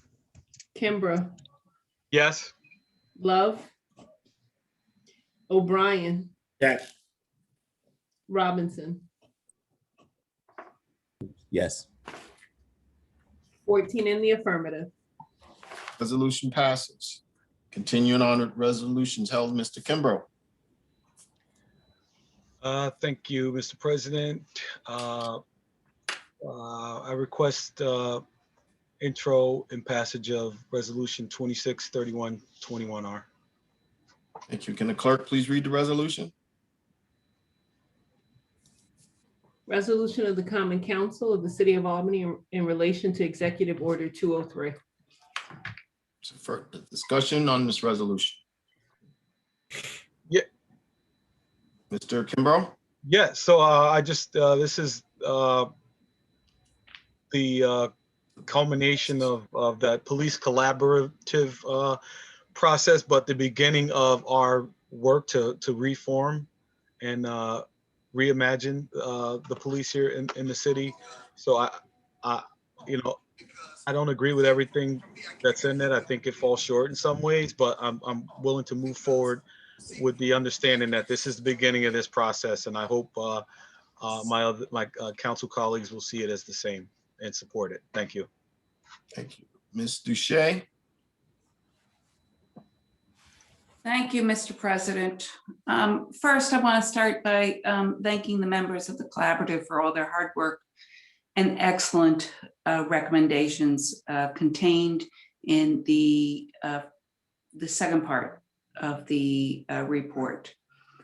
I have a great deal of frustration with where we're at this particular point in time because this is such an important issue. The executive order requires us to adopt and ratify or adopt a plan for reforming police, reinforming and reinventing police. At least 3 members, and I think many more, have agreed that what we have been presented with in the way of this report is not a plan. That has been stated in public meetings repeatedly by Common Council members, including the sponsor has said it's not a plan. But we're supposed to be adopting a plan pursuant to Executive Order 203. Our passing a resolution with caveats in it doesn't now make the report a plan.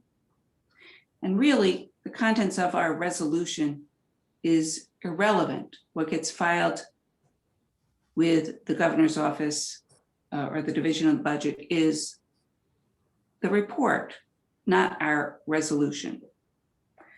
I also want to remind members, I have great frustration about this, but the administration, frankly, has felt very comfortable ignoring resolutions, the contents of resolutions that we have passed over the years. This has been equated, our resolution now with these caveats in it, has been equated to our budget intent resolution. Our budget intent resolution for the last 3 years included comments regarding the need for an actual capital plan, not only as required by our resolution, but required by our city charter. And it took 3 years before that actually wound up being part of the budget. It took us commenting on it and commenting on it and commenting on it until the administration had no choice but to listen to us.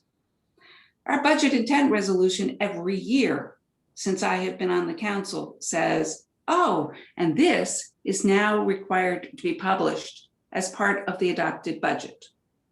And it never has. The administration feels free to completely ignore the contents of our resolutions. Last year, we passed a resolution seeking the enforcement of a restrictive covenant that specifically said the city has the authority to enforce that restrictive covenant. We passed a resolution directing Corporation Counsel's office and the mayor's office to enforce that restrictive covenant, and it's been ignored. There's other resolutions that I could come up with that have been ignored, but that's one of my concerns about us moving forward without sending this report back to the administration to actually convert it into a plan. I want to note that I'm disturbed that the executive summary introduction talks about the fact that they've kept everything in the recommendations, but out of respect for people in the collaborative and their recommendations. But in reality, when it comes to this executive summary, where they've assigned timeframes for implementation, they've left out massive quantities of the recommendations. The question has been legitimately asked whether those were rejected. The administration has never put in writing further justification for why they have made those adjustments and what their intent is with regard to that. And I have great concerns about that. That's part of the hard work of this collaborative, is those recommendations that were dropped. And we know about those recommendations being dropped in at least 3 of the chapters because people who've looked at those chapters have brought that to our attention. I don't know about the other chapters. The resolution speaks to a couple of the chapters, but it appears as though the committee didn't look at putting the executive summary side by side with the report and all of those recommendations to figure out what else maybe should be included in our resolution as comments that will likely be ignored in any case. The report, Alice Green has commented about how it doesn't have a vision and guiding principles. And that is part of my frustration, is that should have been core to what this report is about. It's something that we owe to members of the collaborative to put in writing. It's something we owe to the public. And I want to say, most importantly, we owe it to the police. As they move forward with looking at this report, I don't know what a police officer makes about all of these different ideas and recommendations that have been put in this report. There's no cohesive bringing together of the report with regard to a vision. It appears as though the governor's office guidance document that was published in August of 2020 was not considered, not regarded.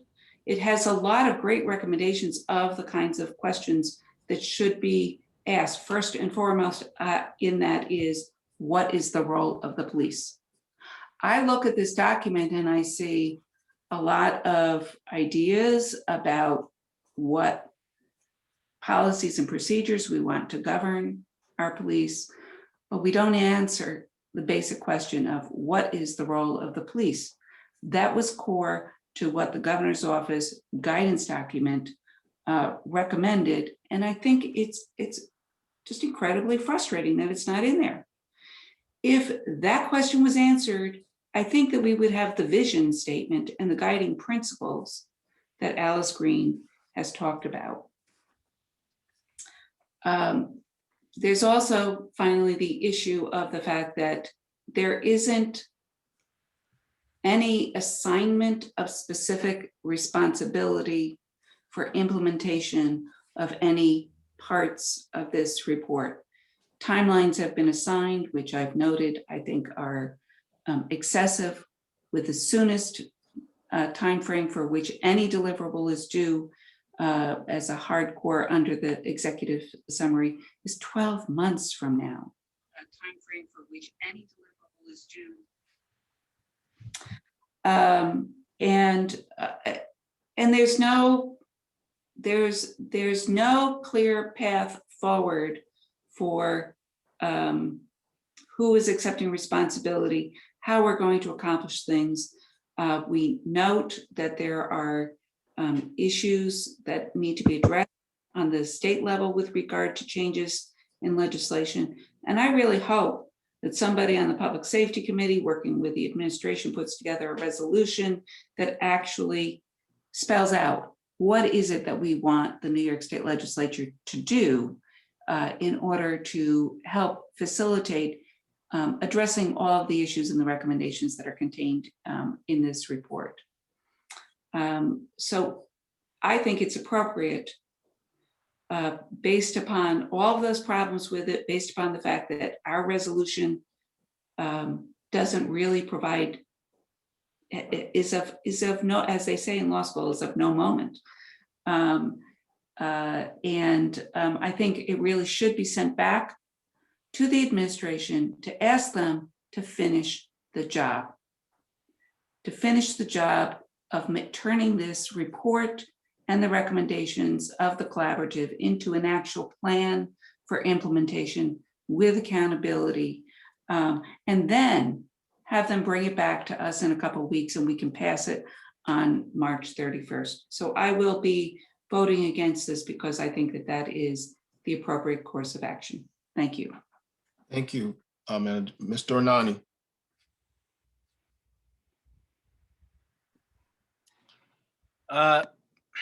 Thank you, Mr. President. Albany, like many other cities, has demanded that our local police department be reformed in the wake of George Floyd's murder. And many instances of unarmed Black people dying while in police custody. As a result of these incidents, public confidence in police departments has declined. It was in this context that the governor had ordered every city to put forth a plan to reform the police department, to bring together police departments, city officials, members of the community to work out a way to reform our police department. The recommendations produced by our city's collaborative was the result of months and hours of productive dialogue between our community holders and our police department, not to mention reviewing of public comments and taking views of residents into consideration. What we have produced is something that will have a long-lasting and positive impact on how we handle policing in our city. I appreciate all the time and care spent on developing these recommendations, and I'm proud to vote in favor of this resolution to implement them. And just to be clear, this is by no means the end of efforts to reform our police department. This is not the end to reform our city's police department. And in fact, it complements the efforts that the council is making in terms of police reforms. Before the governor made the executive order, there are members of this body that were already looking at reforming our police department. And we're going to continue to do so after we pass the resolution. We're willing and ready to continue to work to make the changes as needed to move forward.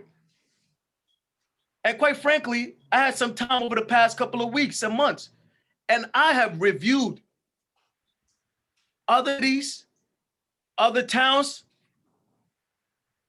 This is one of the most detailed, comprehensive, and actionable plan of any city in our area, if not the state. That is a fact. And I know that as the capital of New York, we have to set the bar high. But I want to repeat this again. This is the most comprehensive and actionable plan of any city in our area, if not the state. It has recommendations, it has actions to achieve them, and it has timeframes. Mr. President, I look forward to working with the administration to see this plan through.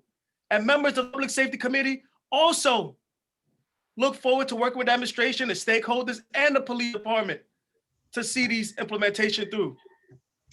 We have a chief city auditor that has demonstrated that her independence as it relates to auditing our police department. And I would look forward to other audits and our recommendations to hold our police department accountable. I urge my colleagues to vote in favor of this resolution because justice denied is justice delayed. And I know there's some people that would like to see, recommendations from the executive chamber, but let's be clear, this collaborative was led by community members. It was led by council members also. And I want to thank the members of the collaborative, Jamel Robinson, many hours of talking about what's going on with the meetings, 12-hour days, talking about some of the recommendations and reforms.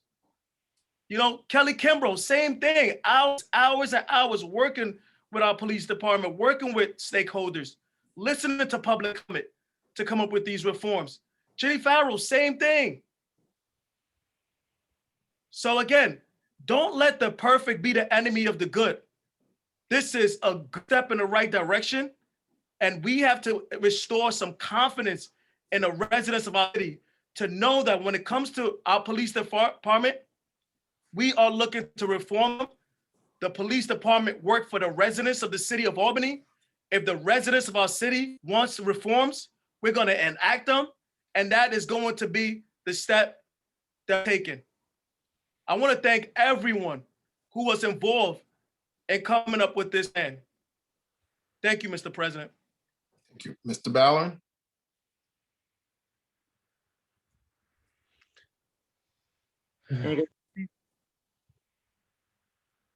Can you hear me? Yes, you can. Thank you. First, I want to thank everyone who worked on this part, and that's what I voted. It took a lot of work. There was no question.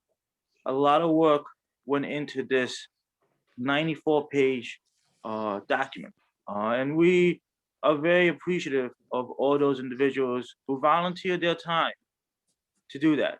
And we're very lucky as a city to have so many people who are willing to do that, who are willing to give up so much of their time to work on this document and to create a framework. I heard a lot of the frustration from individuals who are not around the table. I think it's important that we acknowledge their concerns and their thoughts. I think it's important that we acknowledge that, there was a attempt to get a lot of community input, and there was a lot of work and a lot of energy put on that emphasis, but the numbers of individuals that attended these forums were not great. There was a lot of written documentation, which is appreciative, but we've got to recognize the concerns with the document.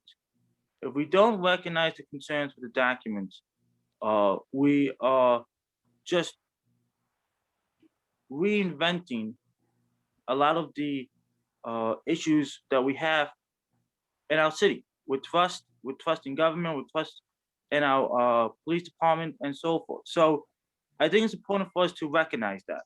I think it's also important for us to recognize that, we are far ahead for many of the municipalities that are, border our city. We've already passed reforms. We've already passed laws that are addressing some of these issues. So we are far, far ahead than other municipalities that have put this documents, their own documents together. But I do agree with Councilwoman Doche. I don't feel that this is the plan the way we would have hoped to have had it. But I do believe that it is a starting point. I do believe that it gives us a framework to work with. I do believe it puts it on us, puts it on those individuals that worked on this, puts it on those individuals who didn't get an opportunity to get around the table before, to make sure that this is not just something that sits on a shelf, because that is my biggest fear. And I see this, and I see other municipalities doing the least that needs to be done just to submit something on time so they can say they checked off the box and they can continue getting their funding. I don't think we've done that. I think we've done more than what was required. I think we've done more than what's expected. But I think it's up to us to continue to make sure that this does not sit on the shelf, that this does not just collect dust in somebody's dresser. I also want us to be fully aware of the implications that we're in. We have a state that is still in difficult financial situations. I don't want this to be an excuse for them not to give us our fair share. They already don't give us our fair share. Let's be 100% honest about that. But I don't want this to be an excuse for them not to give us the state aid that we desperately need and desperately deserve. Especially when we've done more, where we've put in more time, where we've put in more effort, where we've put in more energy than so many other of our municipalities, of our peer municipalities.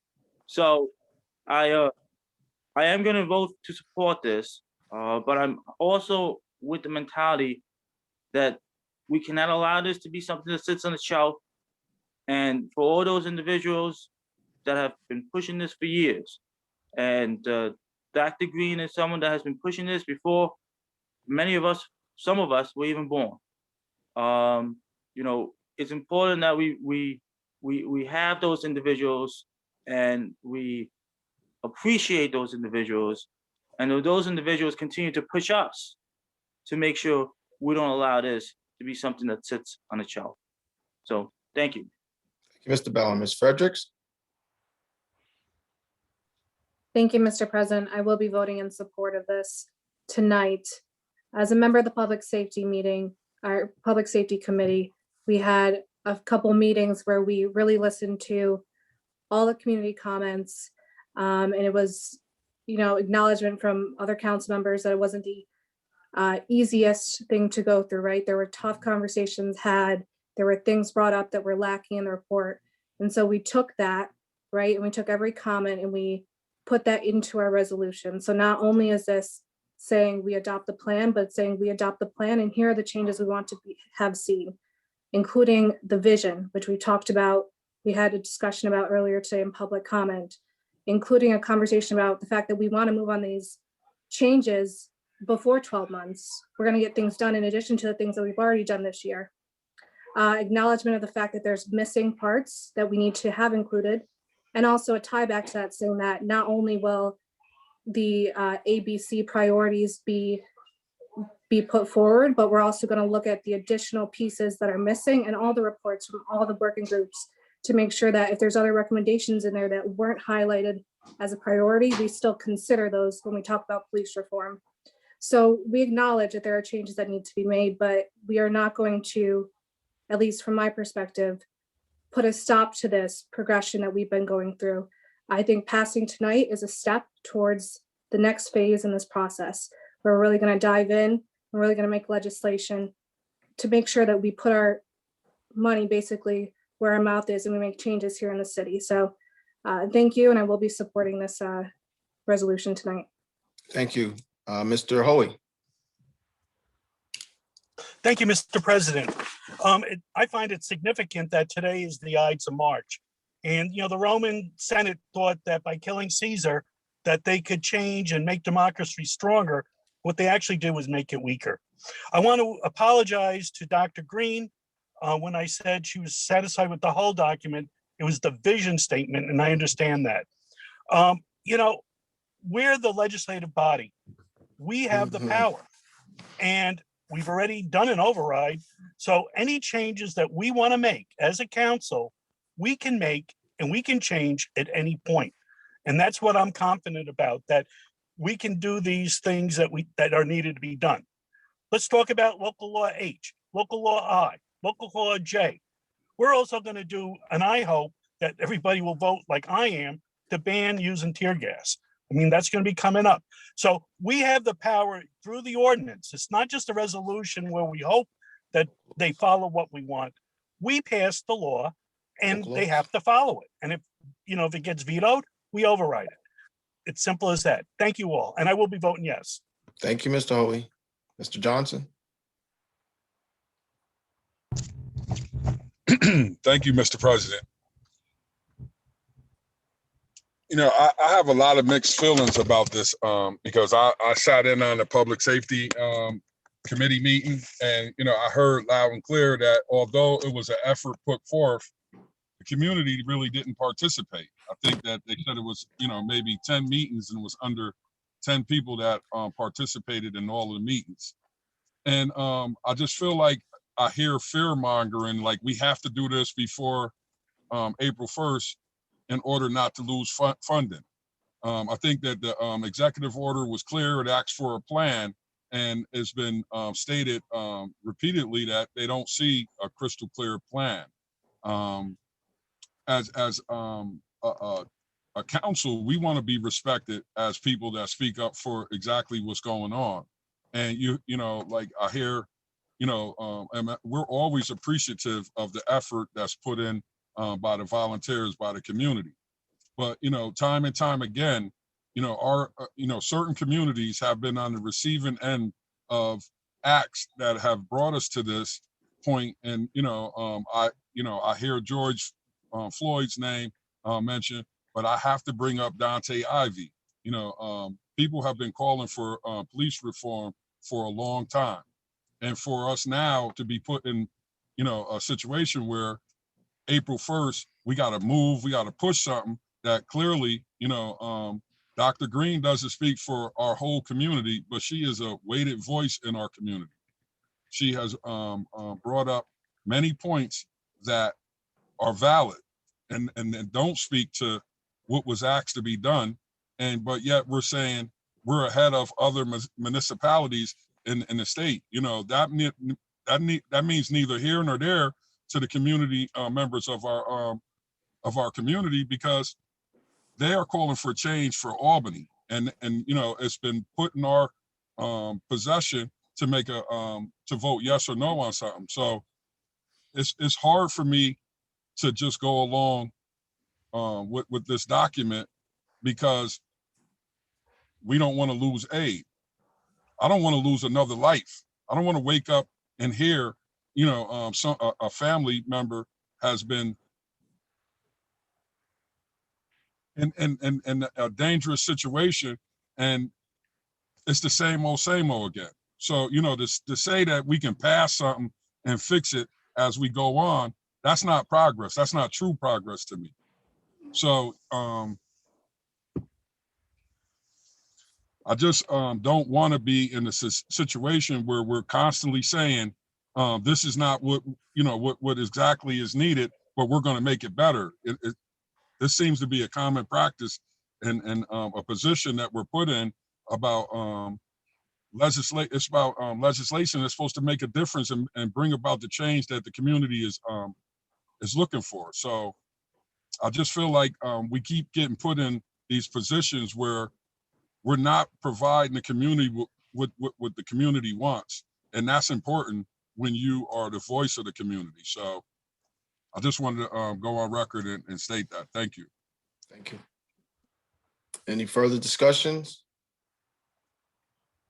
Any further discussions? If not, I'd like to say something on this legislation, on this resolution as well. I too, Mr. Anani, was on the collaborative as well. We thank all those members of the volunteers on the collaborative. We thank them for their time and their effort. The time frame to get something like this done was very short. The time frame to get something this comprehensive done in that time frame where there wouldn't be mistakes or mishaps was not long enough. And so as I was on the collaborative and also on this body, I'd like to say this body as a council started this reform, started the forum by the laws we passed before the governor's executive order. So the community needs to understand this council was out in front of this when we had our press conference this summer and that hot heat. And we passed our reforms, our local laws, not just resolutions, but local laws. And also with understanding the work that was done, understanding that this document, we would miss some things. I began the process of reaching out to Dr. Green, to our ACAP chairperson and other members to begin that process. We have to remember, this is a new day as far as this council is concerned. People have always in the past, historical context of this city, something would happen, there'd be a cutoff date and citizens would feel like that's going to be it. Nothing else will be said, nothing else will be done. Those days are over. I will be working with members of the community. We will be putting forth a reform package that will probably look different than a lot of people want to see, but it will entail most of the things that were in the collaborative recommendations. It will entail looking at policing in the city of Albany in a different way, in a different light. I've got commitments from community members. We've already heard other people want to be a part of this. So when County Council Chair of Public Safety, Kelly Kimbrough, Majority Leader, Ms. Farrell, others have said, this is just the beginning. It really is. It is the beginning. So even though we had to, because of an executive order, council members, we had to put something in writing up front to match the April 1st deadline. And it was tough talking to people in the community to convince them that this is not, April 1st is not the cutoff date. That is the cutoff date that the governor has. That is not the cutoff date for this council. That will be not the cutoff date for future councils. This is going to be a work in progress. We're going to ask people to look and see a different type of policing in this city. And we're going to work hard, and we're going to, in this council, I believe this council has shown that it has the ability to look at things different, and it has the ability to move forward. So I would like to commend everyone, especially this council, for the reforms we've passed already. And some of them have been a long time coming, but we will continue to move forward. This is April 1st is not the cutoff date. So the council members who've said the community's asking for this, the community will have a chance again to weigh in. And we will ask them over and over again to weigh in. And hopefully we will be blessed where this pandemic will be behind us. So we don't have to rely on people having to log into Facebook or log into YouTube or log on to Zoom, where we'll be able to go out and share this, the vision and the message, and get that from individuals in the community, face-to-face with community meetings, and moving forward, and then bringing it to our Public Safety Committee and our other council members, so we can really look at where we are, where people want to go, and what we're going to do. So with that being said, I'm glad that we're moving forward. We did have a deadline, not anything of our own, but that was what the governor stated. So we are moving forward. The document was presented to this council. The council had continued to say what it didn't see, but what we as a council have agreed that this is enough to continue to move forward. This is enough to start to build on, and we will do that as a council. So with that being said, I'd like the clerk to please call the roll. Yes, Mr. President. Anani.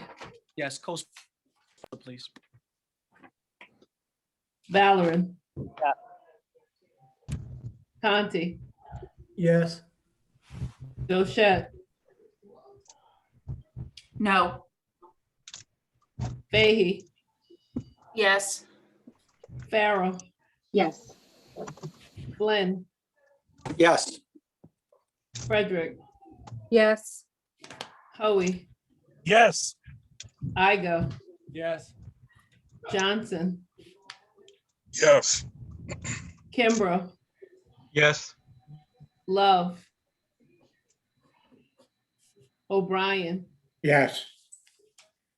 Robinson, Yes. 13 in the affirmative, 1 no vote. Resolution passes. Mr. Kimbrough? Okay, thank you, Mr. President. The remainder of the resolutions are held. Thank you very much. Yes. Not Mr. Kimbrough? I think Mr. Hoy has his. Oh, I didn't see that. Go ahead. Mr. Hope? Yes. I just wanted to bring up last week, well, at the caucus, we had talked about the motorcycle and ATV legislation. And, there was a comment made in text, on the phone, excuse me. I did talk to somebody who works for DOT, and they gave me some laws that concern about driving without insurance. It's a pretty serious offense. I did talk to President Corey about it, but I didn't get any response. Is that something that when we go to public safety, we can have somebody look into those law references, the motor vehicle law, that we're not just at the meeting, not knowing what we're talking about? Absolutely. Yes, absolutely. We'll get a member of APD there from traffic safety who can speak to those laws. Is that something from Corporation Counsel? We might have an expert on it also. I don't know that we have an expert per se, but it's something I can certainly look into and be prepared to discuss at that meeting. Thank you. Thank you, Tom. Mr. Kimbrough? Okay, no further business. I move we adjourn. There's a second. There's a second. All those in favor? Bye. Bye. Meeting adjourned. Thank you. Night, everyone. Good night, everybody. Thank you. Have a good night. Night, everybody.